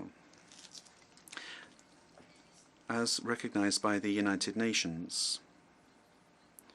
And we will do our best to demarcate our maritime borders as well under UN supervision. Any contribution in this regard is welcome, particularly since Lebanon is going to begin exploratory oil and gas drilling operations in our territorial waters by the end of the year and in accordance with international laws and norms. Mr. President, ladies and gentlemen, as Lebanon embarks on the preparations to celebrate the centenary of Greater Lebanon, you will be celebrating the 75th anniversary of the United Nations, which was founded on the 24th of October 1945. Ever since, the world has known many wars and conflicts, especially in the Middle East, the constant flashpoint on the planet, where temperature rises or drops but never cools down. And it is our peoples who continue to pay the high price, sacrificing their security, stability, their peace, their economy, and even their demographic diversity. Indeed, the core of the problem is the same. It hasn't changed. Namely, the contradiction between the interests of the strong and the right of the weak. Thus, principles, logic and justice are lost and solutions are diluted. This aberration prevailing in politics today has cost the world its stability. Indeed, all parameters have been undermined, and there are no more any criteria to stem or control differences and thus solve issues according to applicable rules. So people are no longer able to converge and cooperate together to find political solutions beyond their borders. All opportunities for resolving conflicts have been lost, and this has opened the door wide for chaos. The United Nations has undertaken many initiatives in order to make the voice of peace and development heard. Some of them have succeeded, while many did not reach the desired outcome. We hope today that the United Nations will promote its general principles, international law and the charters, as they are the only reference to safeguard our rights.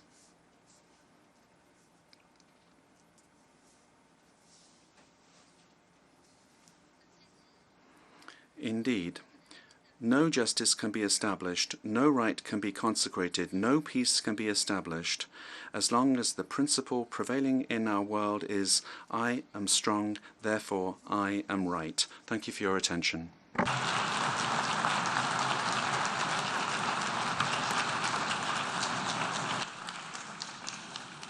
On behalf of the General Assembly, I wish to thank the President of the Lebanese Republic for a statement just made.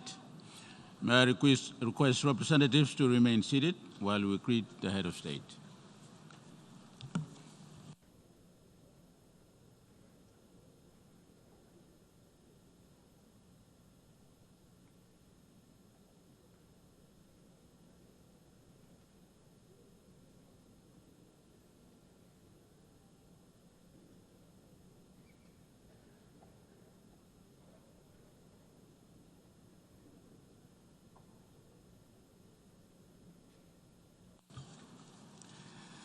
The Assembly will hear an address by His Majesty King Mswati III, Head of State of the Kingdom of Eswatini.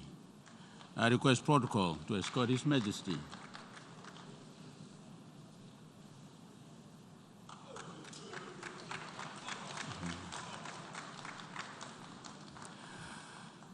On behalf of the General Assembly, I have the honor to welcome to the United Nations His Majesty King Mswati III, Head of State of the Kingdom of Eswatini, and to invite him to address the General Assembly.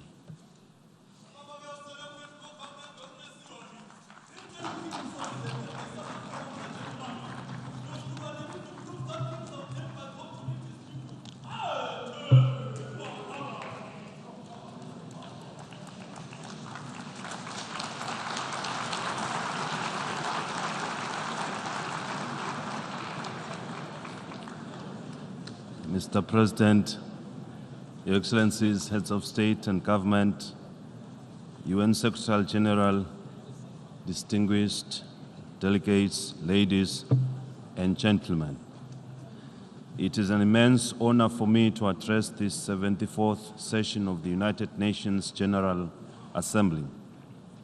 When the UN was established by our predecessors back in 1945, the main purpose was to reduce tensions and avert another conflict after World War II. Today, our organization is faced with the multiple of challenges that are confronting mankind. The UN should give hope to the people of the world and be alive to multifaceted issues by promoting safety, peace, and security. The past 7 decades have shown us that multilateralism is an essential ingredient for a peaceful world. In pursuing this mandate over the years, the UN has developed into an important organ to foster a collective action to today's global challenges. It is this collective endeavor that has brought about cooperation and supported a global economy towards lifting more than 1 billion people from poverty.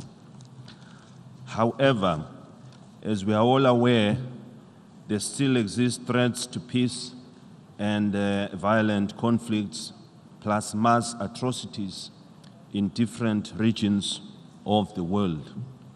We note with sadness that some of these conflicts and other inhuman sufferings are sponsored by those who believe they have the right to detect and impose their ideologies on other nations of the world.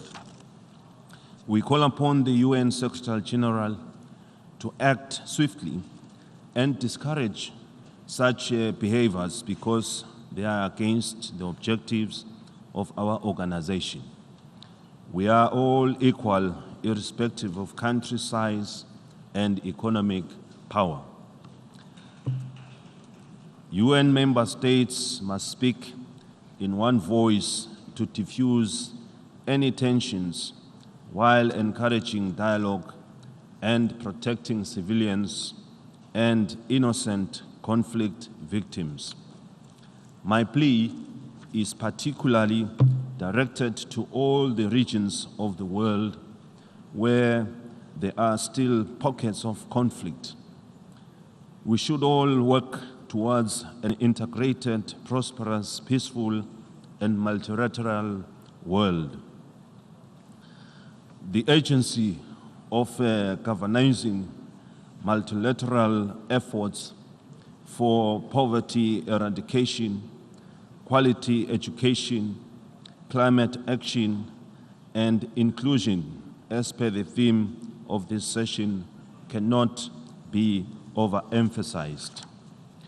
In effect, the theme underscores and reiterates the inevitable to make the United Nations even more relevant to all people in terms like this. We encourage the UN Secretary to note all these debates by the leaders of the world and put them into action. Humanity is looking upon us to change their living landscape for a better future. It is imperative that we take up the multilateral agenda with a renewed commitment to ensure peaceful, equitable, and sustainable societies for our future generations. Most contemporary challenges such as terrorism, climate change, migration, transnational organized crimes, and many others cannot be effectively addressed without multilateral cooperation. This calls for inclusion and participation of all member states through cooperation, dialogue, and performing existing organs where needed. We therefore implore the General Assembly to play its role in bridging the gaps and promoting collective action. This we will achieve through close coordination and collaboration with the organization and all its agencies to address all international issues that deserve our attention. Global eradicating poverty remains our priority and a daunting challenge, especially in the face of climate change and food insecurity, to mention but a few. We acknowledge and appreciate the actions taken by the international community to mitigate the situation. We wish to stress that more investment is required to build strong societies and social protection systems that will ensure the inclusion of special interest groups affected by poverty. Whilst we have a responsibility to channel a significant proportion of national expenditures into social protection programs, developing countries actually need financing of the SDGs to transform their economies and social fabrics. As an example, financing development for a country such as Eswatini may become challenging over time with the global economic austerity. This reality places constraints on the extent to which our nation may mobilize resources for development at a time when massive investments are needed to achieve the SDGs by 2030. Eswatini is enhancing its resource mobilization strategies by exploring cooperation with the global community, and we seek your support in this endeavor. It is evident that the integration of African economies through innovative approaches present several opportunities to achieve the SDGs. Such efforts are important in generating new ideas, projects, and means to enable voices to be heard and to drive innovation and promote development. The recent launch of the African Continental Free Trade Area in Africa will assist greatly in the fight against poverty eradication in the continent. Likewise, with the anticipated launch of the e-trade platform in the next few weeks, we are confident that this will usher a new era in the lives of our people. They will bring the required impetus to change the landscape and economies of Africa. As a continent, we are focusing on building and growing our economies, and with these new initiatives being well established, we will be able to increase trade with the entire world and be self-sufficient. We therefore urge the UN to give the initiatives launched by Africa its full support to ensure that the continent improves the lives of its people and becomes the Africa we want. Mr. President, the African continent continues to face challenges beyond conflict, and these are health issues including diseases such as Ebola, HIV/AIDS, malaria, TB, and many others that require large, significant funding to overcome.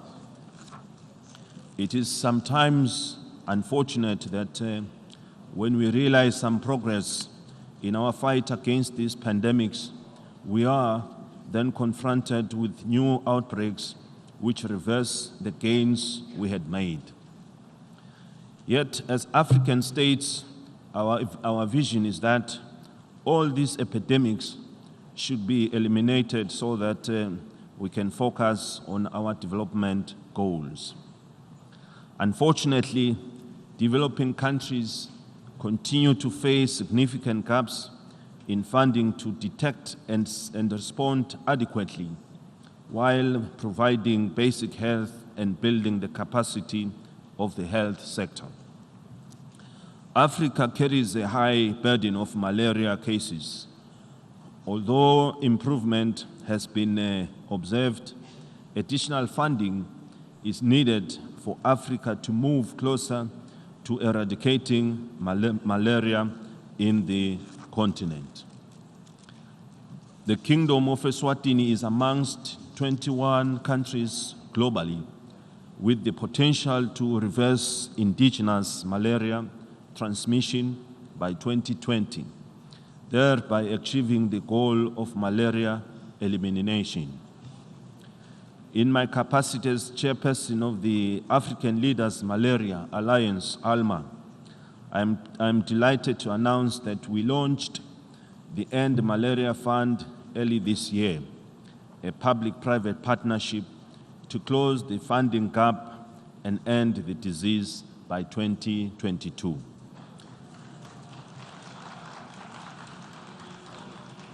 We pleasantly note that following the setting up of Malaria Fund in Eswatini, many more African countries have followed suit and are actively launching similar funds.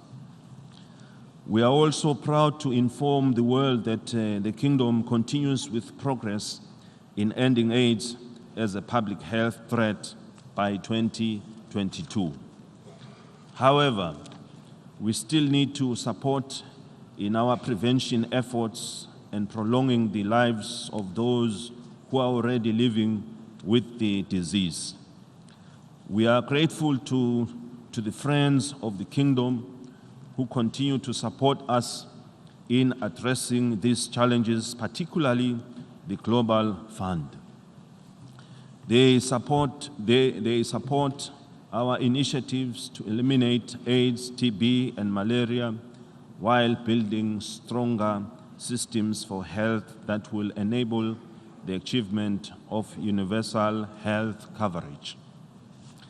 Mr. President, climate change has serious implications for development prospects everywhere, and more so on the African continent, where the intensity of climate extremes has become frequent. As we have witnessed in the SADC region, natural disasters know no boundaries, and the most affected countries do not have the sufficient resource and capacity to ensure preparedness and respond to the devastation and impact suffered, including infrastructure and loss of lives. It is Eswatini's view that countries need to work together to devise sound contingency plans to firstly establish a permanent regional disaster fund to help cushion against the effects of natural disasters, and secondly, set up sub-regional humanitarian hubs that will be equipped to respond swiftly to disasters. This will mitigate the impact, save lives, and ensure early recovery of the affected countries. The price of not taking prompt action to address climate change is too high. The Kingdom of Eswatini is fully involved in working towards a knowledge-based economy through the science, technology, and innovation infrastructure in a bid to facilitate research and enhance development. The Royal Science and Technology Park in the country notably advances scientific research, promotes startup enterprises, and innovation labs. We appreciate the friends of the Kingdom of Eswatini who support us in these initiatives. The country still seeks more support to strengthen our knowledge-based programs as they enable us in attaining our National Vision 2022 and the 2030 Sustainable Development Goals. We are committed to becoming one of the leading pioneers and role models to achieve the SDGs in Africa. We remain confident that the SDGs and Agenda 2063 of the African Union will continue to give us the proper guidance and impetus necessary to eradicate poverty and create inclusive and sustainable development for all. We commend the close partnership between the UN and the people of Eswatini, which guarantees that the SDGs are fully integrated into our planning processes. In this regard, we have launched a 5-year strategic roadmap for the period 2019-2023 that will ensure sustainable economic development, financial stability, and growth to improve the quality of life of Mswati.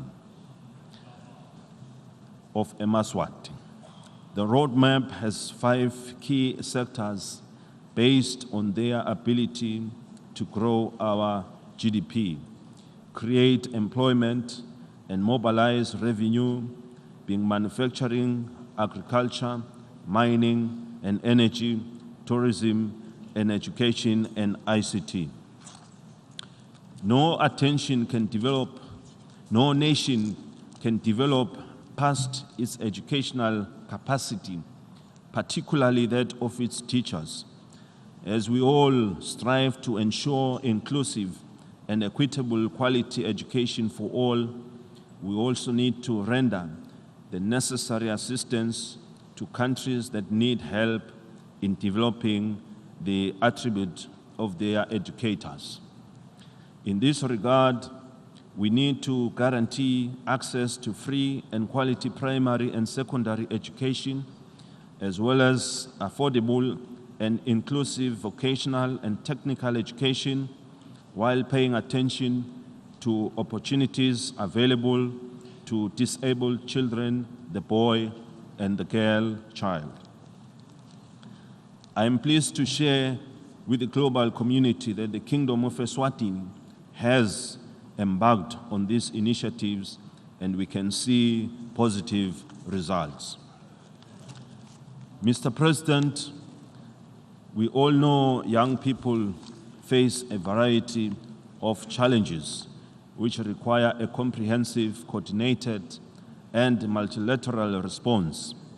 We are a youthful world with more than half the global population under the age of 30. We therefore need strategies to encourage the labor market to absorb the growing young working class and ensure that they are appropriately trained for the needs of our markets. We also need to develop programs aimed at increasing opportunities for our young people to start their own businesses.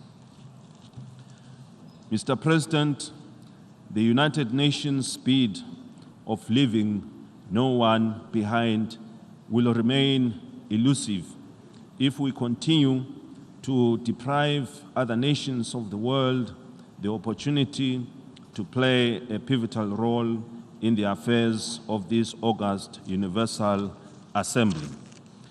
We firmly believe that Taiwan is essential to the full implementation of the 2030 Agenda for Sustainable Development. The inclusion of Taiwan is a crucial step in realizing our pledge as stipulated in the preamble of the UN General Assembly Resolution 71 adopted on September 25, 2015. We call on the UN once again to uphold the principle of universality and its multilateral efforts towards total inclusion and to allow Taiwan to participate in relevant extensions on a dignified and equal footing. Let me reiterate the Kingdom's keenness to prioritizing the overall implementation of the 2030 Agenda and Africa's Agenda 2063. Like other middle-income countries, among the challenges we face is the decline of official development assistance due to our categorization. This has worked against our development and poverty reduction efforts. To this end, we strongly advocate for a reassessment of the reality on the ground when official development assistance is allocated to countries most in need. Finally, Mr. President, we pledge our support to effective multilateralism that aims at enforcing inclusion, promoting quality education, peace and security for all, and uplifting countries from all forms of poverty. Addressing all challenges engulfing the United Nations family is our first commitment.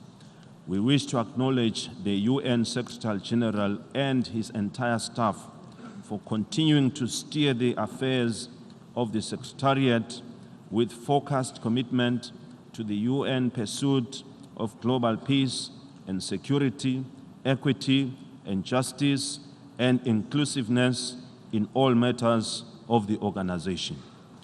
We are strongly convinced that together we shall overcome all that matters that appear as impossibilities as we continue to strive for unity, solidarity, and mutual benefit, and above all, galvanizing all efforts towards achieving a better world for all and everywhere. I thank you. May Almighty God bless us all.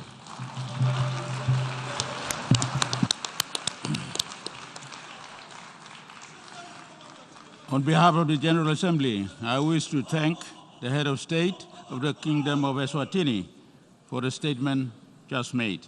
May I request representatives to remain seated while we greet the Head of State.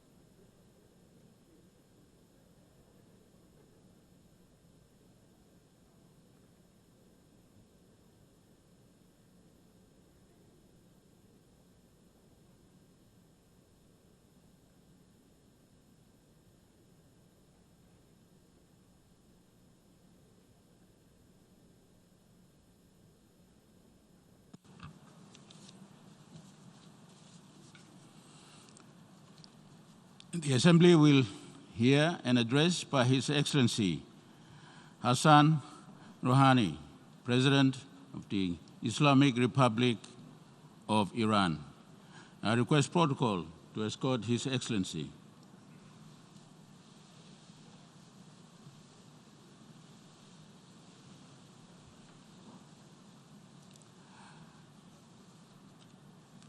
On behalf of the General Assembly, I have the honor to welcome to the United Nations His Excellency Hassan Rouhani, President of the Islamic Republic of Iran, and we invite him to address the Assembly.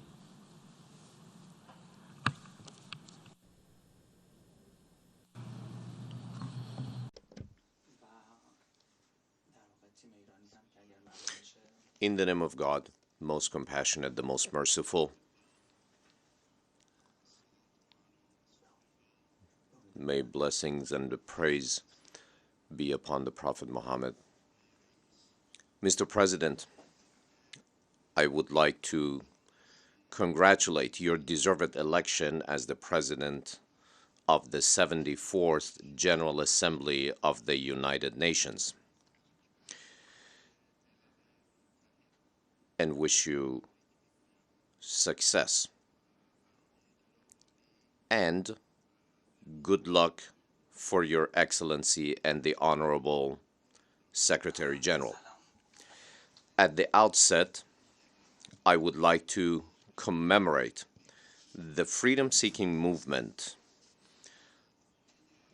of Hussein, peace be upon him, and pay homage to all the freedom seekers of the world who do not bow to oppression and aggression and tolerate all the hardship of the struggle for rights, as well as to the spirits of all the oppressed martyrs of terrorist strikes and bombardments in Yemen, Syria, occupied Palestine, Afghanistan, and other countries of the world, including Iraq.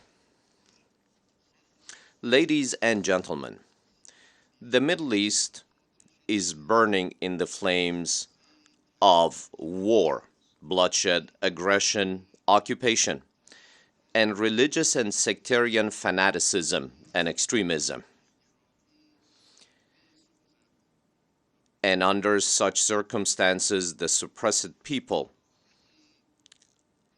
of Palestine are the biggest victims. Discrimination, appropriation of lands, settlement expansions, and killings continue to be practiced against the Palestinians. The U.S. and Zionist imposed plans, such as the deal of the century, recognizing Beit al-Muqaddas as the capital of the Zionist regime and the accession of the Syrian Golan to the occupied territories, are certainly doomed. As against the U.S. destructive plans, the Islamic Republic of Iran's regional and international assistance and cooperation on security and counterterrorism have been so much decisive. The clear example of such an approach is our cooperation with Russia and Turkey within the Astana format on the Syrian crisis and our peace proposal for Yemen, in view of our active cooperation with the special envoys of the Secretary General of the United Nations, as well as our efforts to facilitate reconciliation talks among the Yemen parties with the 4 European countries, which resulted in the conclusion of the Stockholm Peace Accord on Hodeida port.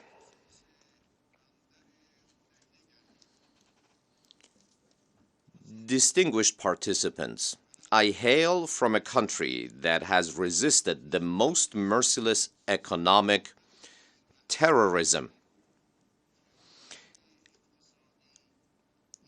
and has defended its rights to independence and science and technology development.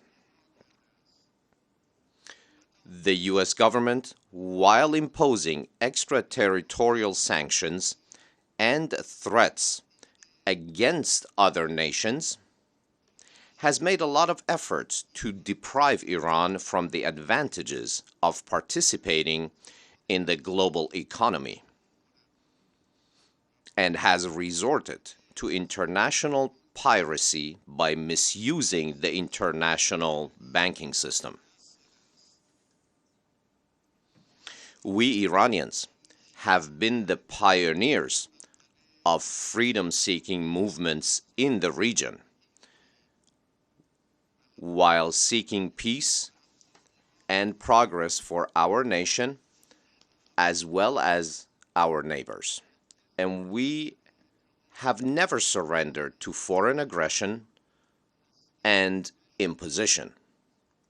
We cannot believe the invitation to negotiation of people who claim to have applied the harshest sanctions of history against the dignity and prosperity of our nation. How someone can believe that the silent killing of a great nation and pressure on the life of 83 million Iranians, particularly women and children, are welcomed by the American government officials who pride themselves on such pressures and exploit sanctions in an addictive manner against a spectrum of countries such as Iran, Venezuela, Cuba, China, and Russia.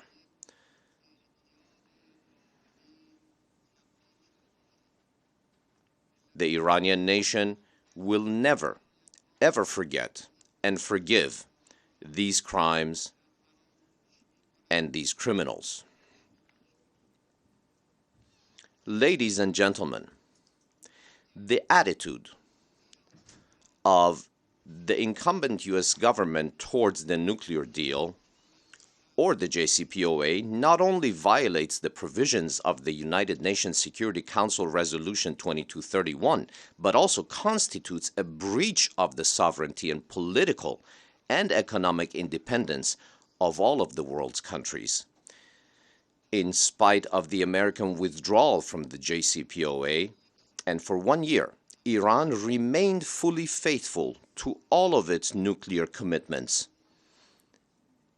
in accordance with the JCPOA. Out of respect for the Security Council resolution, we provided Europe with the opportunity to fulfill its 11 commitments made to compensate for the U.S. withdrawal. However, unfortunately, we only heard beautiful words while witnessing no effective measures.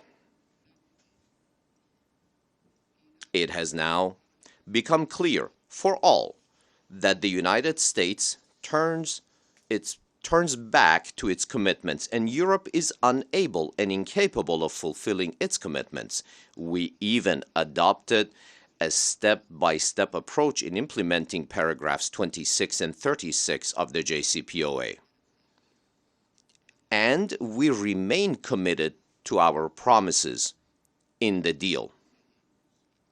However, our patience has a limit. When the U.S.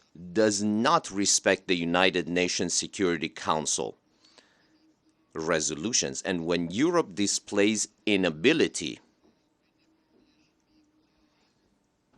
the only way shall be to rely on national dignity, pride, and strength. They call us to negotiations, while they run away from treaties and deals. We negotiated with the incumbent U.S. government on the 5+1 negotiating table. However, they failed to honor the commitment made by their predecessor.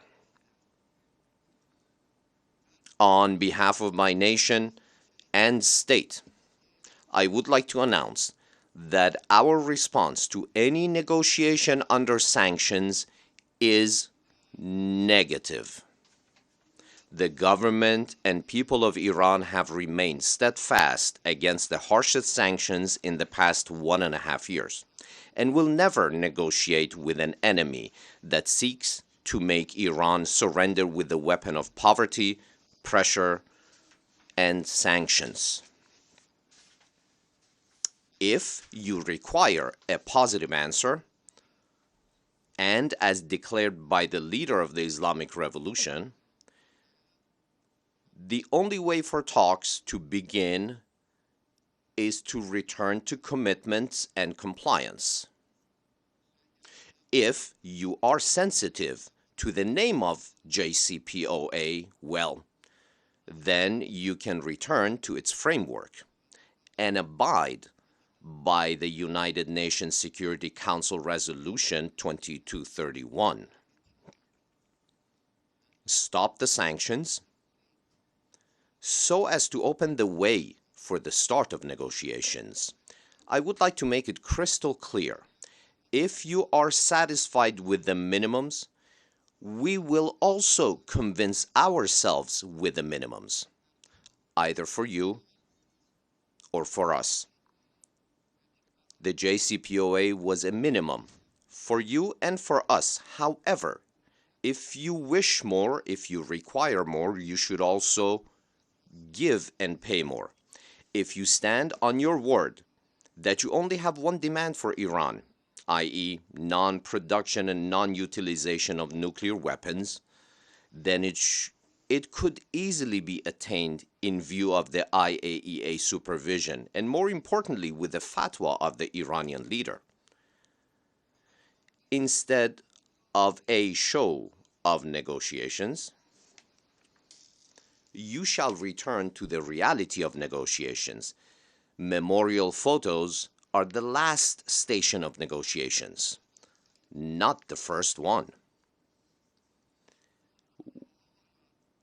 Ladies and gentlemen, we in Iran, despite all of the obstructions created by the US government, are keeping on the path of economic and social growth and prosperity. Iran's economy in 2017 registered the highest economic growth rate in the world.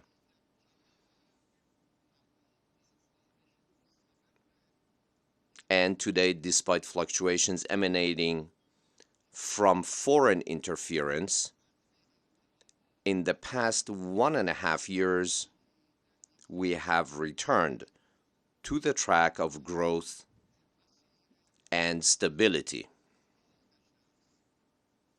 Iran's gross domestic product, minus oil, has become positive again in recent months, and the trade balance of the country remains positive.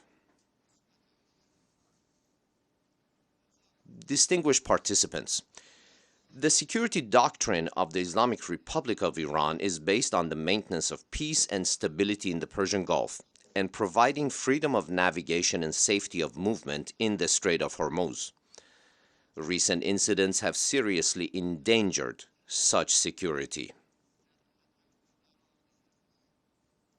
Security and peace in the Persian Gulf, Sea of Oman, and the Strait of Hormuz could be provided with the participation of the countries of the region, and the free flow of oil and other energy resources could be guaranteed, provided that we consider security as an umbrella in all areas for all of the countries. Upon the historical responsibility of my country in maintaining security, peace, stability, and progress in the Persian Gulf region and Strait of Hormuz, I should like to invite all the countries directly affected by the developments in the Persian Gulf and the Strait of Hormuz to the Coalition of Hope, meaning Hormuz Peace Endeavor.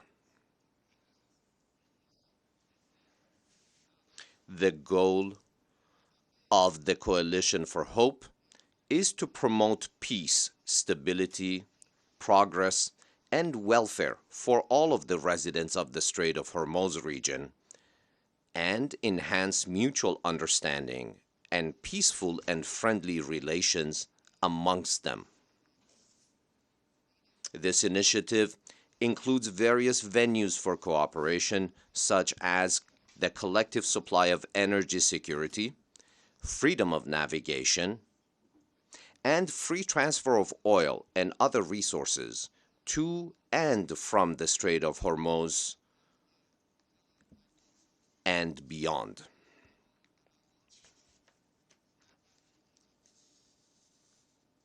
The Coalition for Hope is based on important principles such as compliance with the goals and principles of the United Nations, mutual respect, equal footing, dialogue and understanding, respect for territorial integrity and sovereignty, inviolability of international borders, peaceful settlement of all differences, and more importantly, two fundamental principles of non-aggression and non-interference in the domestic affairs of each other. The presence of the United Nations seems necessary for the creation of an international umbrella in support of the Coalition of Hope.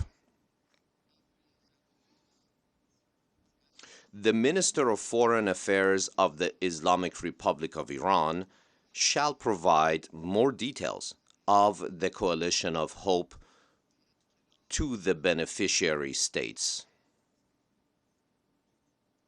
Ladies and gentlemen, the formation of any security coalition and initiative under any title in the region with the centrality and command of foreign forces is a clear example of interference in the affairs of the region. The securitization of navigation is in contravention to the right to free navigation and the right to development, and would escalate tensions and more complication of conditions and increase of mistrust in the region, while jeopardizing regional peace, security, and stability. The security of our region shall be provided when American troops pull out. Security shall not be supplied with American weapons and intervention. The United States, after 18 years, has failed to reduce acts of terrorism. However, the Islamic Republic of Iran managed to terminate the scourge of Daesh with the assistance of neighboring nations and governments. The ultimate way towards peace and security in the Middle East passes through inward democracy and outward diplomacy. Security cannot be purchased or supplied by foreign governments. The peace, security, and independence of our neighbors is the peace, security, and independence of us. America is not our neighbor. This is the Islamic Republic of Iran which neighbors you, and we have been long taught that neighbor comes first, then comes the house. In the event of an incident, you and we shall remain alone. We are neighbors with each other and not with the United States. The United States is located here, not in the Middle East. The United States is not the advocate of any nation. Neither is the guardian of any state. In fact, states do not delegate power to attorney to other states and do not give custodianship to others. If the flames of the fire of Yemen have spread today to Hijaz, the warmonger should be sought and punished, rather than leveling allegations and grudge against the innocent. The security of Saudi Arabia shall be guaranteed with the termination of aggression to Yemen, rather than by inviting foreigners. We are ready to spend our national strength and regional credibility and international authority. The solution for peace in the Arabian Peninsula security in the Persian Gulf, and stability in the Middle East should be sought inside the region rather than outside of it. The issues of the region are bigger and more important than the United States is able to resolve. The United States has failed to resolve the issue in Afghanistan, Iraq, and Syria, and has been the supporter of extremism, Talibanism, and Daeshism. Such a government is clearly unable to resolve more sophisticated issues of today. Distinguished colleagues, our region is on the edge of collapse as a single blunder can fuel a big fire. We shall not tolerate the provocative intervention of foreigners. We shall respond decisively and strongly to any sort of transgression to and violation of our security and territorial integrity. However, the alternative and proper solution for us is to strengthen consolidation among all the nations with common interests in the Persian Gulf and the Hormuz region. This is the message of the Iranian nation. Let's invest on hope towards a better future rather than in war and violence. Let's return to justice, to peace, to law, commitment and promise, and finally to the negotiating table. I thank you all for your attention.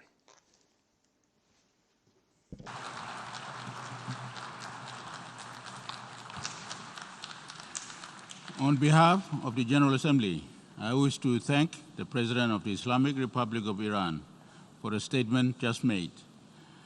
May I request representatives to remain seated while we greet the head of state.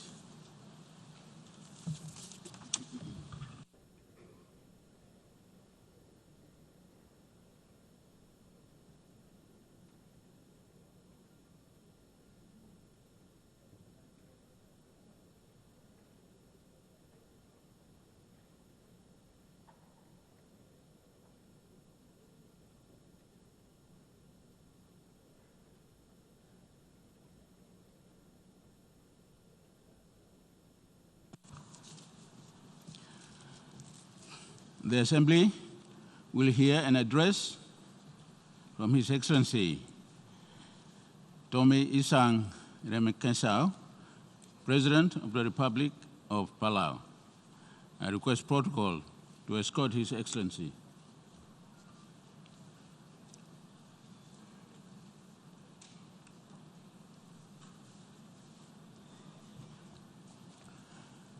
On behalf of the General Assembly, I have the honor to welcome to the United Nations His Excellency Tommy Isang Remekensau, President of the Republic of Palau, and invite him to address the Assembly.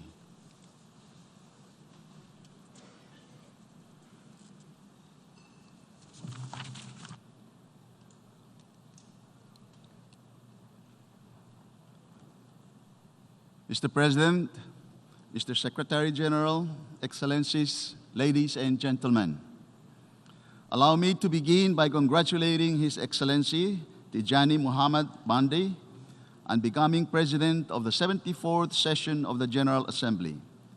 I applaud your emphasis on implementation of the 2030 Agenda, and Palau looks forward to further working with you in this important priority. Let me also express my thanks to your predecessor, Madam Maria Fernanda Espinosa Carcias, for her leadership over the past year.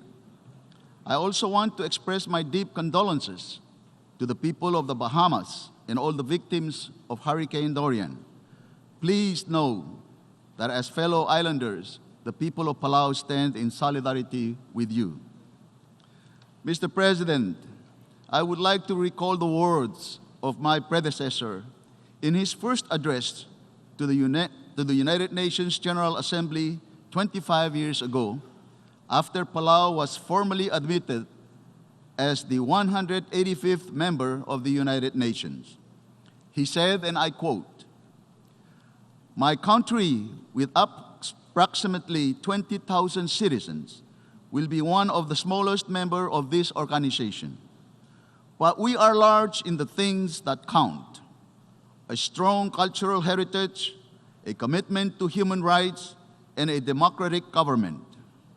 Resources, both human and friendship, of our brothers and sisters in the international family of nations." End of quote. On the eve of our 25th anniversary of independence, these words still ring true. To my predecessor's list, I would only add that large is Palau's sense of responsibility for protecting the marine environment and the climate system. As a large ocean state, we strongly believe that our small island nation has a lot to contribute to these global efforts. And this important work must begin at home. In this regard, my government had the pleasure to present its first voluntary national review to the high-level political forum at ECOSOC. The VNR recognized our important achievements, such as universal education, ending hunger, and establishing our protected area network.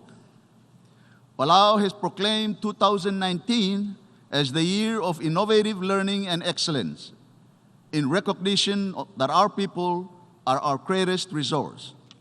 Improving education and developing our human capital is necessary to thrive in a globalized world. Palau's progress to achieving near universal health coverage is another recent achievement. But challenges remain to improving the quality of healthcare and durability of healthcare systems in the face of climate crisis. However, our VNR also identified areas requiring greater attention, which includes improving nutrition, transitioning to a low-carbon energy system, and building the resilience of our public infrastructures and essential public services. In my address last year, I highlighted the prevalence of non-communicable diseases in Palau, which has one of the highest rates of obesity in the world. One step since then has been a directive that I signed for all government food service systems to serve pelagic fish as a way of encouraging traditional, healthier diets. However, this issue deserves much greater attention at the United Nations. Mr. President, sustainable marine protection has been a tradition in Palau that extends back thousands of years. For most of our history, the greatest threat came from overfishing. When fisheries started to decline, the elders would call for a bull prohibition, and all fishing in an area would cease. Knowing when to exercise restraint has been key to the sustainable management of our marine environment. Today, Palau has some of the most well-preserved coral reef ecosystems in the world. However, we now face many challenges brought on by a globalized world. Today, local fishermen are not the only ones trolling our waters, and climate crisis threatens to render island lives and livelihoods untenable. And so, like our ancestors before, Palau has once again called a bull prohibition, but this time at a scale the world has rarely seen. In just a few months from now, on the 1st of January 2020, the Palau National Marine Sanctuary will enter its implementation phase. 80% of our exclusive economic zone, some 500,000 square kilometers of ocean, will be protected as a no-take area. The remaining 25% will be open to artisanal fishing, where we also intend to develop our domestic fishing industry. Our ocean is a precious resource, and we need to safeguard its health so that future generations can continue to benefit from its abundance. We also look forward to hosting the 7th Our Ocean Conference next August. We aim to galvanize further momentum on ocean actions, as well as to take stock of what we have achieved so far and what remains to be done for the protection of our oceans. As co-chair of the high-level panel for a sustainable ocean economy, I am working with 13 other serving heads of state to rebalance humanity's contract with the ocean. As the panel continues to develop its recommendations for achieving a sustainable ocean economy ahead of next year's second UN Ocean Conference in Lisbon, we reiterate our invitation to industry and the private sector to join us in this effort. We also look forward to the successful conclusion of negotiations and adoption of a new treaty on high seas biodiversity that will set the multilateral framework for us to effectively protect the high seas and complement our national efforts. Mr. President, today, the Intergovernmental Panel on Climate Change completed its special report on the ocean and cryosphere in a changing climate. Its warnings about the impacts of climate crisis on the ocean paint a picture of ocean neglect, of warming and acidifying seas, which threatens fish life cycles and coral reefs. Way of life are dependent on the ocean. This is of existential concern. But the IPCC's report also tells us that the health of the ocean should concern all countries. If we are going to slow and stop the worst effects of climate crisis, we cannot do so without turning to the ocean. This week, the high-level panel for a sustainable ocean economy has also launched its call for ocean-based climate action to support the implementation of the Paris Agreement and the Sustainable Development Goals. Investing in nature-based solutions, decarbonizing ocean industries, and securing sustainable food are solutions that we can all take collectively. I would like to thank the Secretary General for his leadership in convening this week's Climate Action Summit.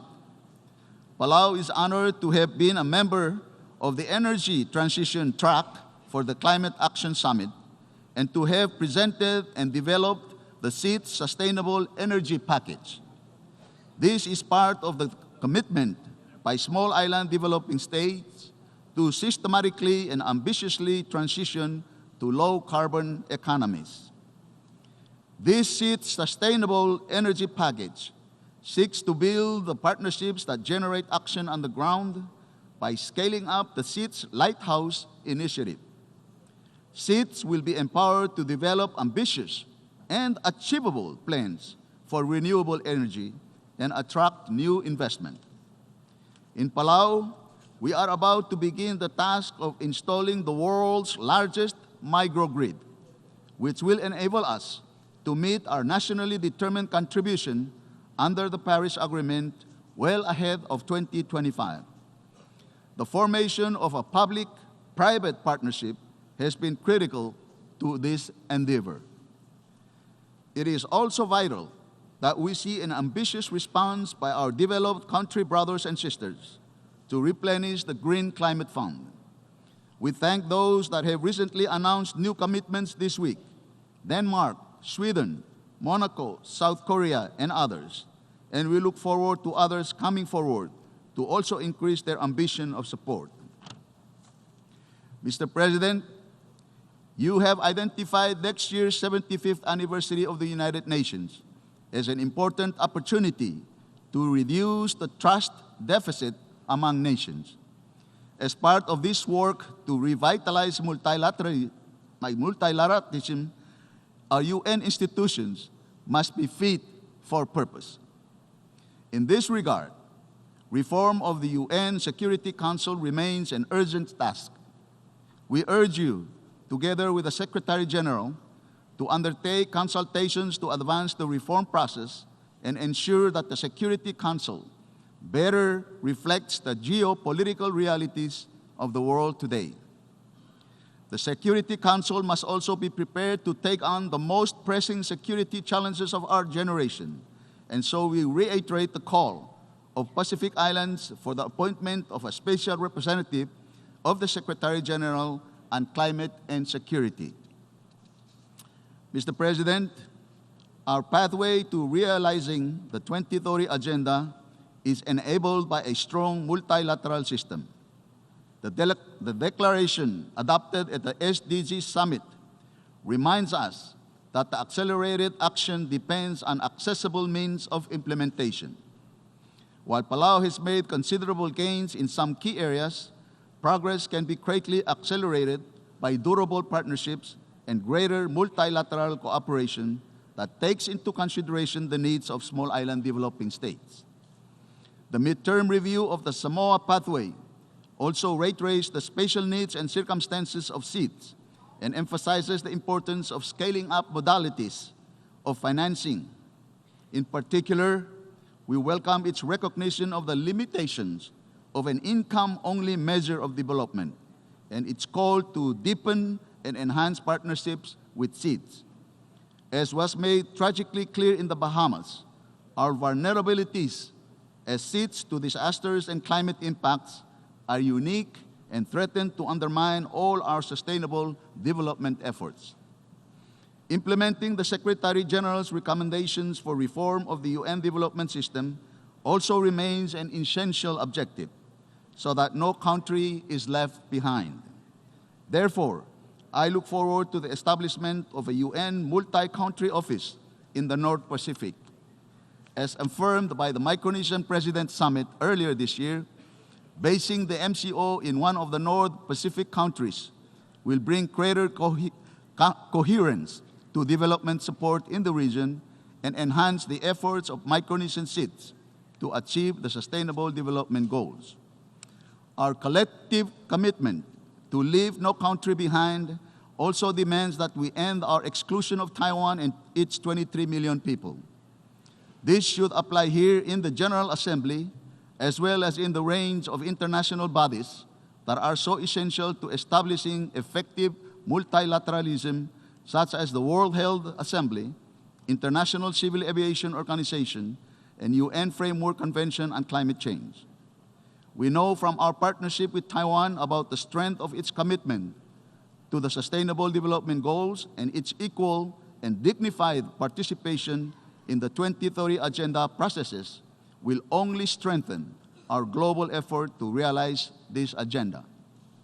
The United States has been our longest friend, with our histories deeply intertwined. We share its commitment to a free and open Indo-Pacific. We are proud of our close relationship through our Compact of Free Association and look forward to beginning discussions on its renewal. One early step in our national journey was the development of our maritime capabilities to secure our large EEZ. Australia stepped forward to support this through the donation of a patrol boat in 1996.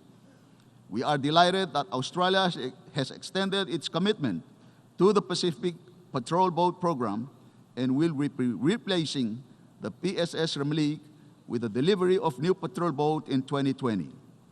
In particular, Australia's long record of support for capacity building for marine law enforcement has been especially important in preparations for the implementation of the Palau National Marine Sanctuary.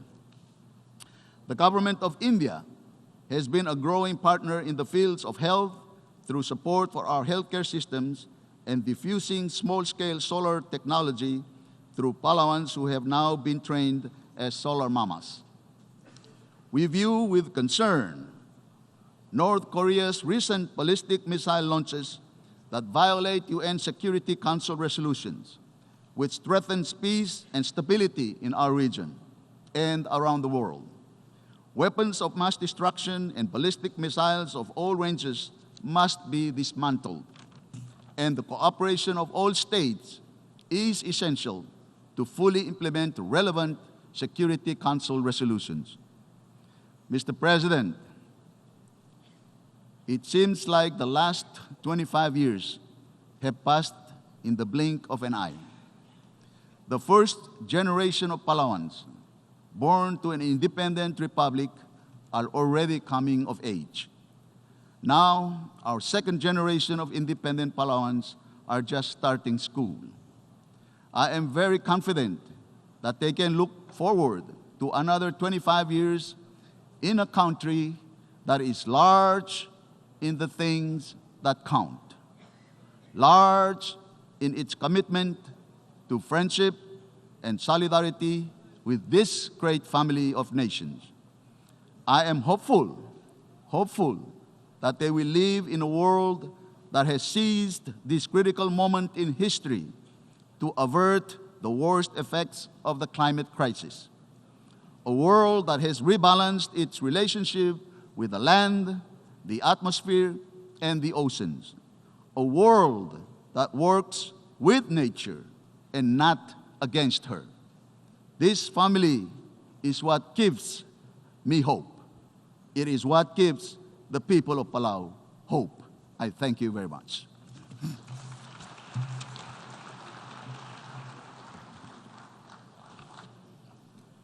On behalf of the General Assembly, I wish to thank the President of Palau for the statement just made. May I request representatives to remain seated while we greet the head of state.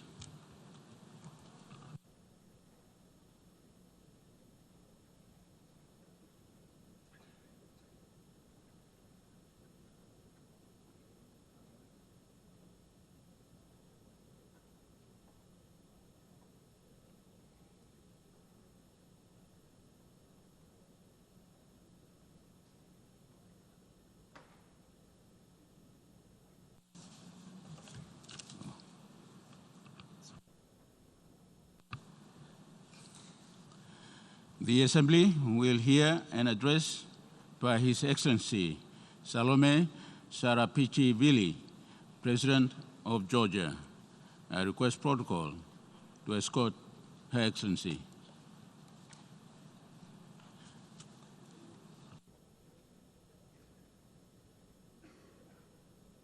Zourabichvili.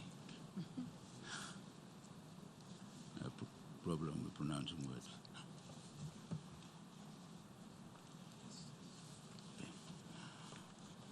On behalf of the General Assembly, I have the honor to welcome to the United Nations Her Excellency Salome Zourabichvili, President of Georgia, and to invite her to address the Assembly.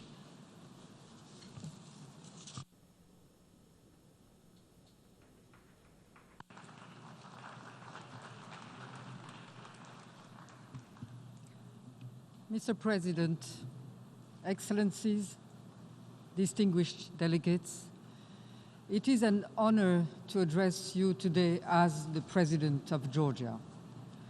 Georgia is a small country on the edge of Europe, which for the past 28 years has experienced quite a few shocks and transformation.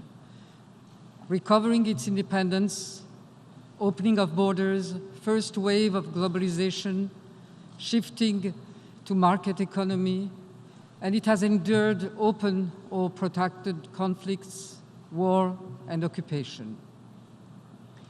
At the same time, and despite all, Georgia is one of the democratic countries of the world which develops economically and socially and remains one of the main islands of stability in a complex region. We are a country with a small population, but we know very well the price of solidarity. Given our location, we know that we are an integral part of a region where, without peace, global challenges cannot and will not be overcome.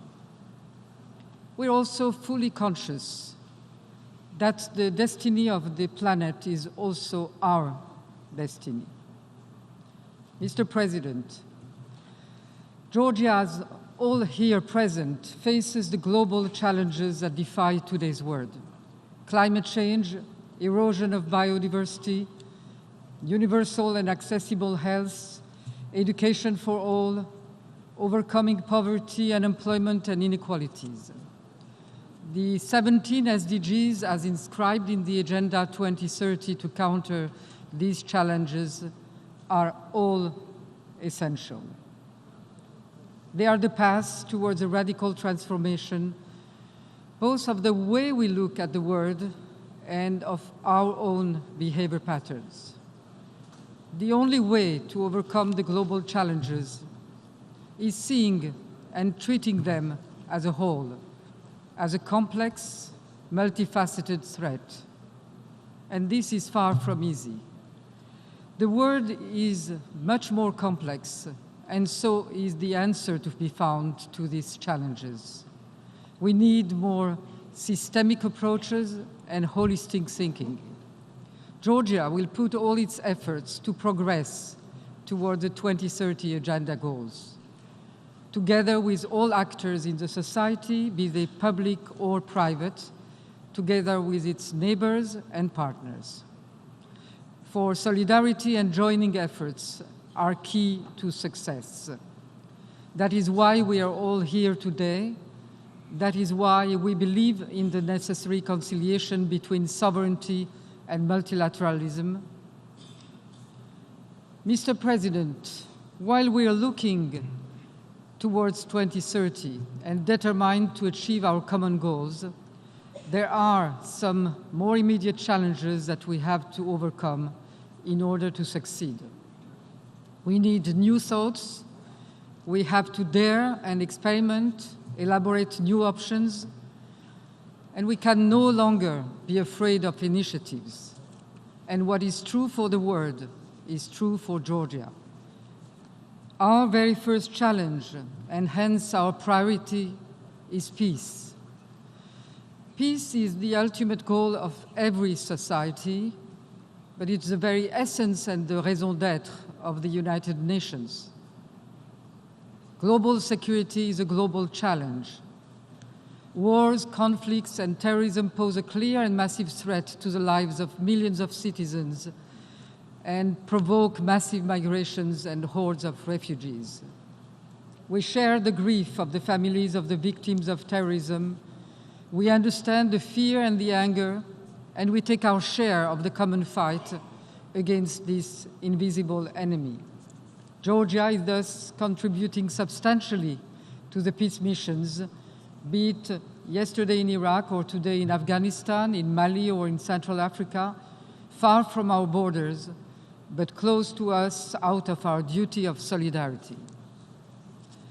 War and conflicts have been part of our history. For centuries, Georgia suffered numerous invasions and numerous invaders. Tbilisi, its capital city, was burned down 26 times. Its territory, parts of the territory, was occupied for short or long periods. Its religion and identity were actively suppressed at times, but it survived. And today, we proudly remain on the map of independent, sovereign, and democratic countries. This resilience is still our answer when confronting the tragedy that has been the 2008 war, followed by the occupation of 20% of our territory by Russia. As the President of Georgia, I have to speak out here on the plight of our people living on the administrative border boundary line that divides relatives between themselves, villages where incidents and provocations have become constant, where illegal borderization is actively pursued, preventing normal, peaceful life for our citizens. I have to speak out for our citizens living in the occupied territories of Abkhazia and Srinvali, where continuous are the violations of human rights, restrictions to freedom of movement, of access to health and education services. The crossing points to both regions are closed on and off, causing immense humanitarian suffering. I have to speak out and warn the world. In the occupied Abkhazia, not only the Georgian language, but Abkhaz language, which the Georgian constitution recognizes and which I have to defend as the president of Georgia, and their identity are on the verge of disappearance. Abkhazian people suffer a drastic demographic reduction. And may I warn you, the world without Abkhazian language, identity, and traditions will be a much poorer place. We all have to unite to protect and save this rich cultural diversity that made at one time the Arabs call the Caucasus the mountain of languages. I have to speak out for our own IDPs and refugees that for now decades have been unable to return to their homes and land. Mr. President, our answer to the tragedy of war and occupation has been multifold. Our answer has been to preserve peace and development by keeping our word and respecting to the letter our commitments under the ceasefire agreement of 2008. Hence, we have no military forces whatsoever close to the occupation line, and Georgia has unilaterally renounced the use of force. Our answer has also been our extended hand, the peace program Step to a Better Future, allowing citizens from the occupied territories access, whenever they are not prevented from doing so, to health or education, sharing business opportunities, and to take part, albeit, alas, marginally, in Georgia's economic development. Our answer has been openness and tolerance. Last year, for instance, we received 1,500,000 Russian tourists without any incident to be recorded. Our answer has been to maintain our determined path of development, both economic and democratic, not to let anything divert us from our ambitions and concrete goals of European and Euro-Atlantic integration. And we have managed to make a remarkable progress in all these directions without ever changing our course, without ever counting our efforts, with always a clear vision of our destiny. That is, to some extent, our peaceful victory over war and occupation, over tragedy and destructions. But when we talk about the goal of peace and about ending conflict and occupation, we have also to act. We need movement and we need diplomacy. We have renounced the use of force, but we have not renounced dialogue. We are resilient, but we are not reconciled and resigned to the status quo. We need to make changes happen, and that is what we cannot do alone. We need the engagement of all towards the objective of a sustainable peace in this region. We need to raise the political dimension of the existing formats in order to allow, finally, discussions on substance. We need to move from experts' discussion to a real political negotiation. Political will from all sides is needed to make the Geneva format, for instance, an instrument for solving the conflict and not solely managing it. Political will is needed to invent, if necessary, new formats, and every forum and dialogue, formal or informal, should be used to engage Russia in discussions on the strict implementation of the ceasefire agreement, on allowing the UMM, as was agreed, to monitor the whole of the Georgian territory. For de-escalation on the occupation line is our very first priority, and that should pave then the way towards an effective settlement. It should also be very clear that new conflicts should not make the old ones be forgotten, for that would be a destructive message, for peace is not divisible. Mr. President, peace is not only challenged by war, but it is also increasingly challenged by a new internal threat that is gradually affecting all of our states and societies. Polarization, conspiracy theories are creating a black hole, undermining the fabric of our society, eroding the foundations of democracy. The answer is there, in front of us, in revamping our traditional values. Tolerance is one, and is a very essential one. For pluralism is only an empty word if it doesn't mean respect for the ideas of others. Georgia, which has been for centuries a model for religious, ethnic, and cultural tolerance and openness, could be at the forefront of a battle that needs to involve us all. International society has to be made of free citizens and healthy societies.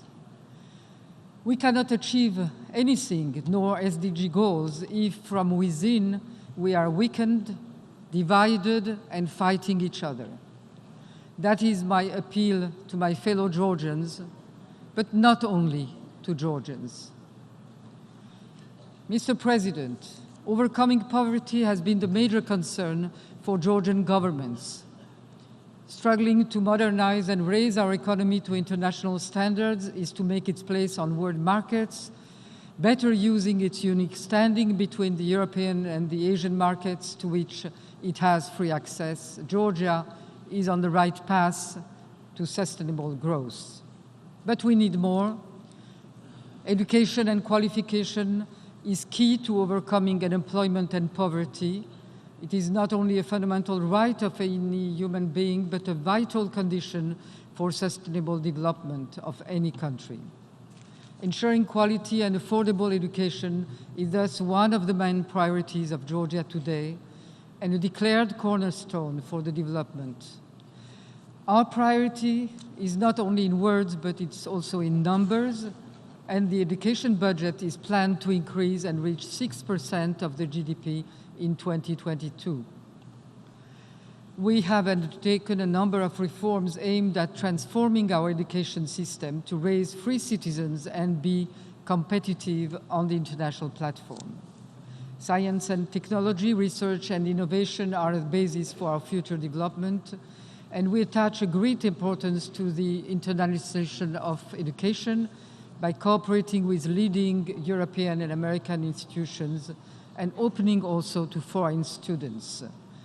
Georgian students are eager to become part of the larger world, and the 3,600 students have already taken part in the Erasmus European programs. Distinguished delegates, migration has become our common plight, generating fears and anxieties all over. Some countries, because they are losing their vital forces, their brains, their younger generation to the outside world, and fear for their future decline. Others, because they see foreign migrants arriving massively, fear they are going to take the natives' jobs and dilute their national identity. Some migrants are legally moving to countries with better opportunities. Most are illegal and looking for what they do not find in their home countries. But most are still fleeing their native countries because of war, destruction, persecution. New category of migrants, those that will leave territories turning to deserts or flooded by rising seas or destroyed by hurricanes or by fires. On this issue too, the answers need to be global. States need to find common approaches to regulate what cannot be stopped. Georgia, which today is confronted to both immigration and immigration in addition to its 300,000 internally displaced persons, is actively looking for solutions. Reducing illegal migration is a necessity in order to preserve one of the most precious benefits of our European integration process, and that is visa liberalization. Beyond better controls at the borders, which are needed and are underway, but short of reinstating a strict visa procedure, there are solutions. One is to increase the standards of living and bringing in the country social protection, job security, and the quality of life that most emigrants are seeking elsewhere. And Georgia sees its European integration path as the most direct way in that direction, and we are on that road. The second path is to regulate the flows by bilateral or multilateral agreements between states to allow for legal and temporary employment in the fields that are of mutual interest. Georgia is actively working to develop agreements on circular migration with its main partners. Uncontrolled and regulated migrations will remain a factor of major disruption that could affect peace and stability, but managed and regulated migrations can become assets for better mutual understanding and communication between cultures and civilizations, vectors for more tolerance and mutually enriching experiences. Mr. President, I represent a country which by mythology is linked to health and medicines through Medea, the goddess of medicine. Therefore, it's not surprising that we attach traditionally a major value to health. Not surprising that we have produced outstanding doctors that have spread through the world. Georgia is increasingly becoming a destination for health tourism because of its numerous thermal resorts which are being modernized. We share the core principle that health is the inalienable right of every human being, and that means providing universal and affordable access to quality health services.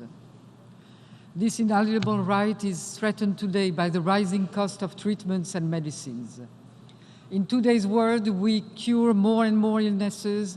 Medicine makes incredible miracles, but the costs are rising exponentially, challenging social budgets, public services, and individual resources.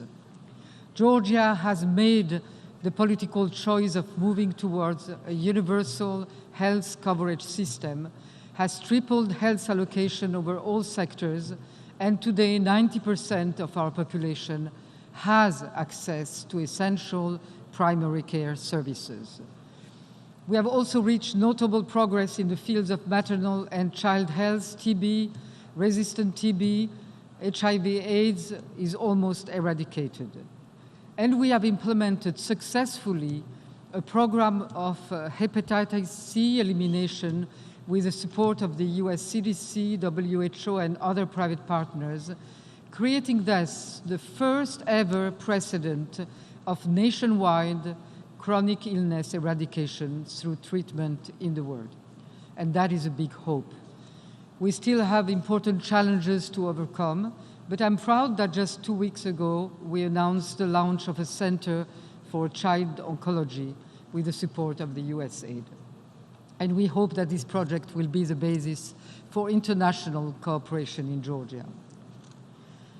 Excellencies, climate changes, it is clear to us, affect each individual, each country, and we are already feeling directly its effects, and we understand our responsibility to act and preserve our planet so that our children have a place to live. There are territories turning into deserts and flooded by rising seas.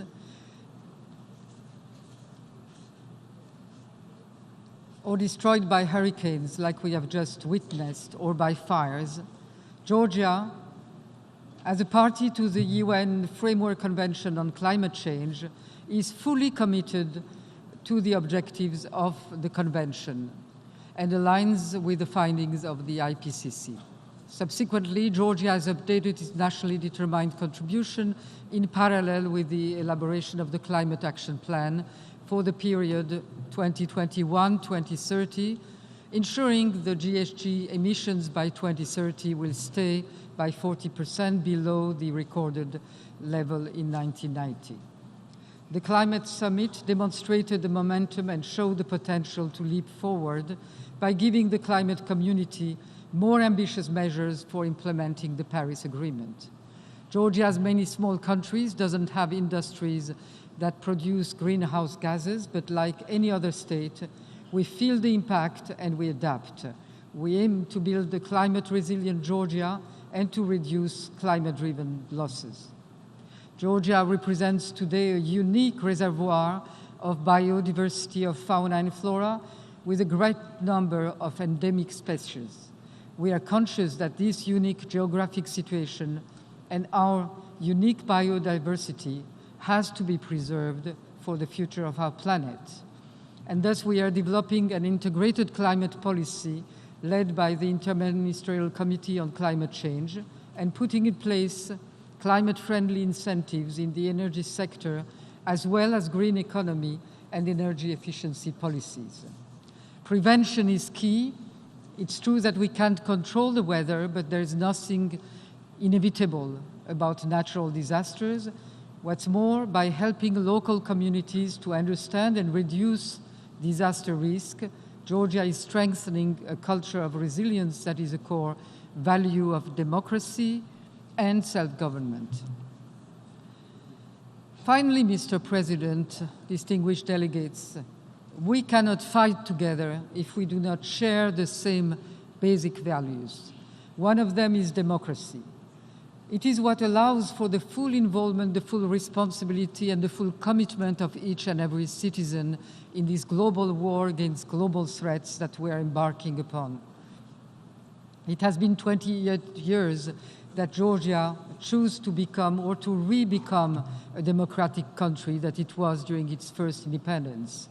Gradually, we've moved from a presidential republic to a parliamentary system. We have moved through peaceful transition of power to a more and more transparent and open electoral system. The adoption of a fully proportional system for the upcoming parliamentary elections of 2020 might even result in a coalition government. Pluralistic and vivid media has become a reality in today's Georgia. Reporters Without Borders ranks Georgia 60th, a staunch progression from ranking a few years ago 104th. The last decision of the Strasbourg Human Rights Court reinforces the property rights, including in the media sector, and has resulted in more pluralism.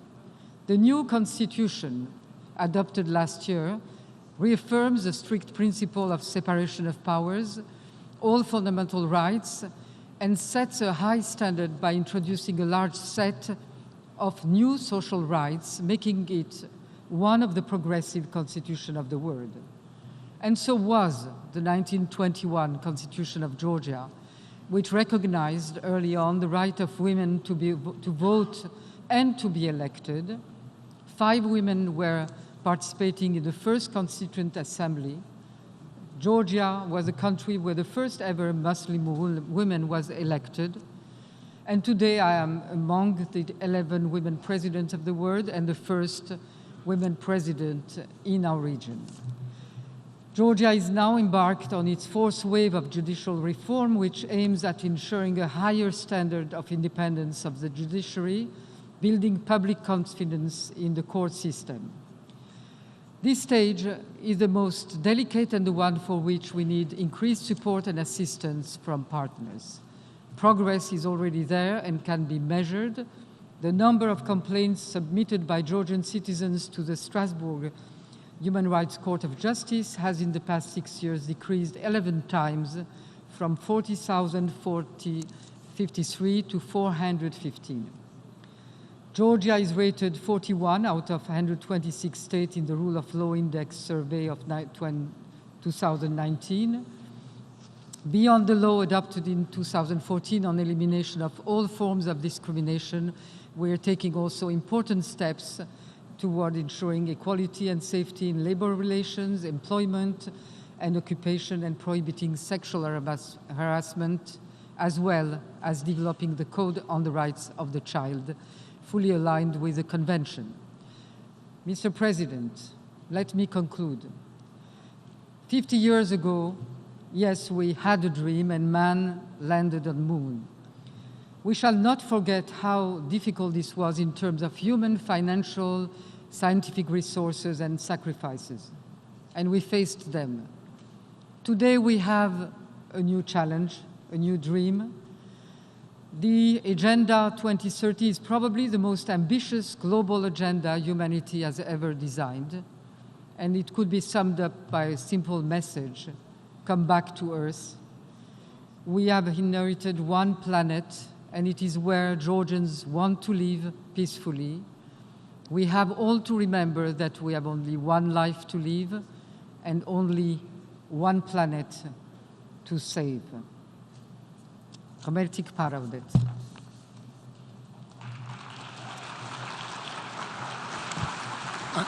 On behalf of the General Assembly, I wish to thank the President of Georgia for the statement just made. I request representatives remain seated while we greet Madam President.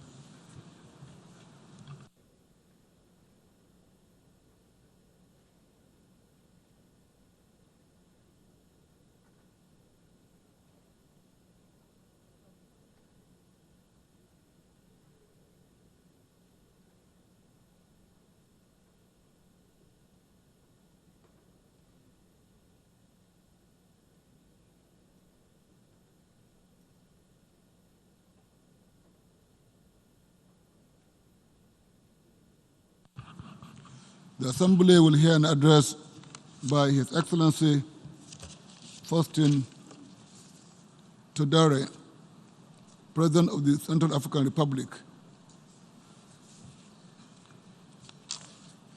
I request protocol to escort His Excellency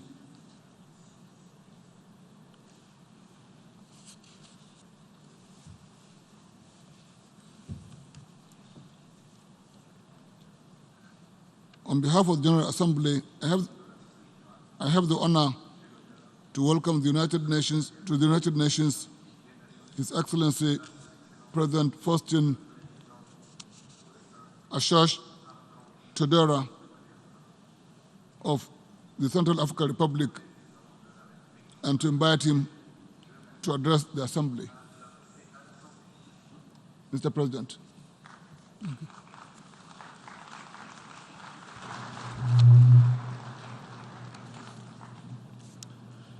Monsieur le Président, Mr. President of the 74th session of the United Nations General Assembly, Excellencies, ladies and gentlemen, heads of state and government, distinguished delegates, ladies and gentlemen, coming together once again as the great family of the international community for the 74th session of the United Nations General Assembly, I should like to begin by offering to you, Mr. President, Professor Tijani Mohamed Bande, my sincere and warm congratulations upon your brilliant election to preside over our work.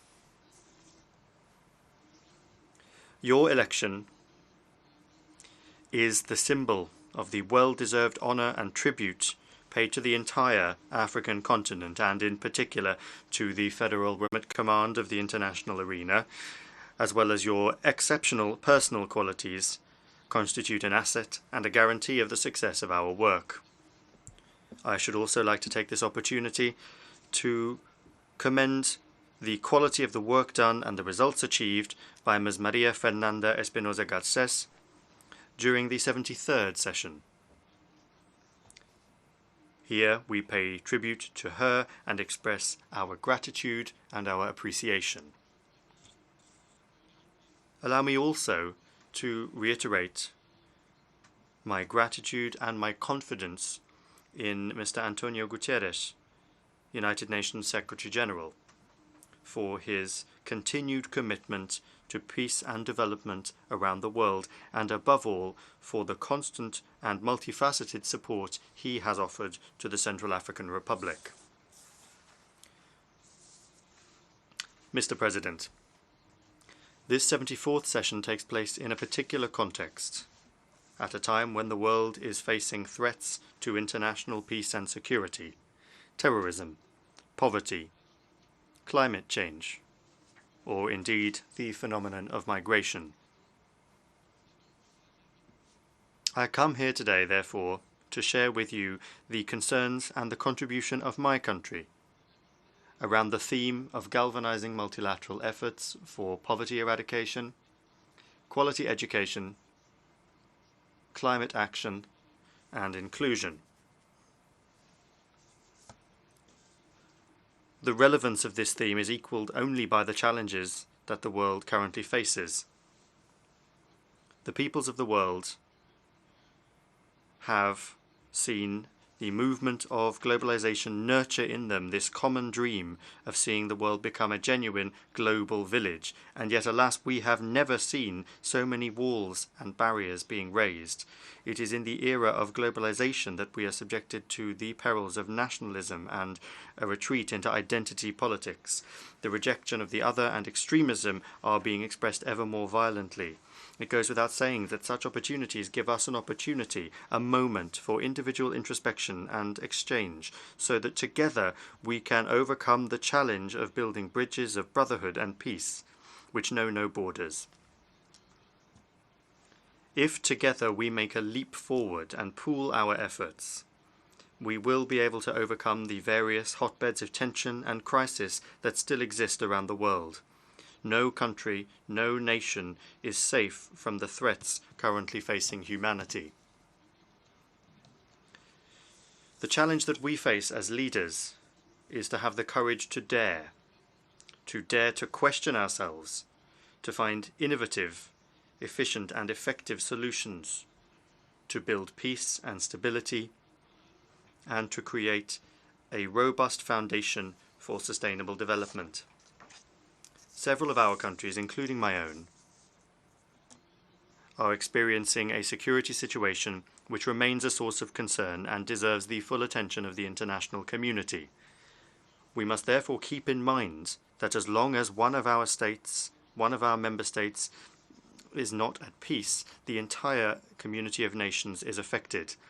The situation in the Middle East is particularly grievous for international security. We maintain our call for the peaceful, just and equitable solution of the Israeli-Palestinian conflict based on the two-state solution, two states living in perfect symbiosis and harmony within safe and recognized borders. At the same time, we call on the entire international community to invest in finding genuine peace in respect for international law for Syria, Iraq, and Yemen. In Africa, the state of affairs shows that the proliferation of small arms and light weapons constitutes a real threat to peace and security. Now more than ever, our states need to combine their efforts and pool their resources, particularly in the spheres of intelligence, prevention, and early warning.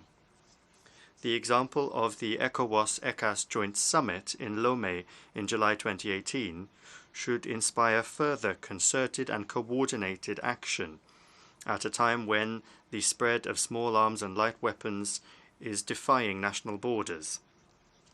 The resulting situations of insecurity remind us that the effective implementation of the Arms Trade Treaty would tangibly reduce this threat facing our continent. In this respect, the Central African Republic firmly supports the actions undertaken by our organization under the leadership of the Security Council to achieve general and complete disarmament of our planet, both when it comes to weapons of mass destruction and also conventional weapons. Mr. President,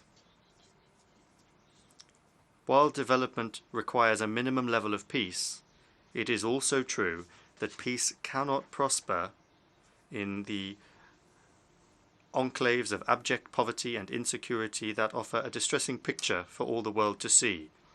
Beyond words that confirm our good intentions, let us drive a virtuous momentum of poverty eradication through concrete and strong action. This action should help us to come up with new forms of social protection for all. This action needs to contribute to generating wealth, the equitable distribution of which, with the aim of a common subsistence minimum, is among those factors that help avoid conflicts. And it is here that, along the same lines as the deep-rooted aspirations of my people, I committed my government to producing the plan for the recovery and peace building in Central Africa, which takes into account the main thrusts of the 2030 Sustainable Development Agenda, as well as those of the 2063 Agenda of the African Union. Challenges linked to the transformation both of the world and of our countries requires our populations having the tools that they need so that they can remain active players in an ever-changing world. In order to do this, in the wake of national reconstruction, my country intends to invest in education that combines quality with the efficient use of resources. Investing in pupils, but also investing in teachers, that is what we intend to do.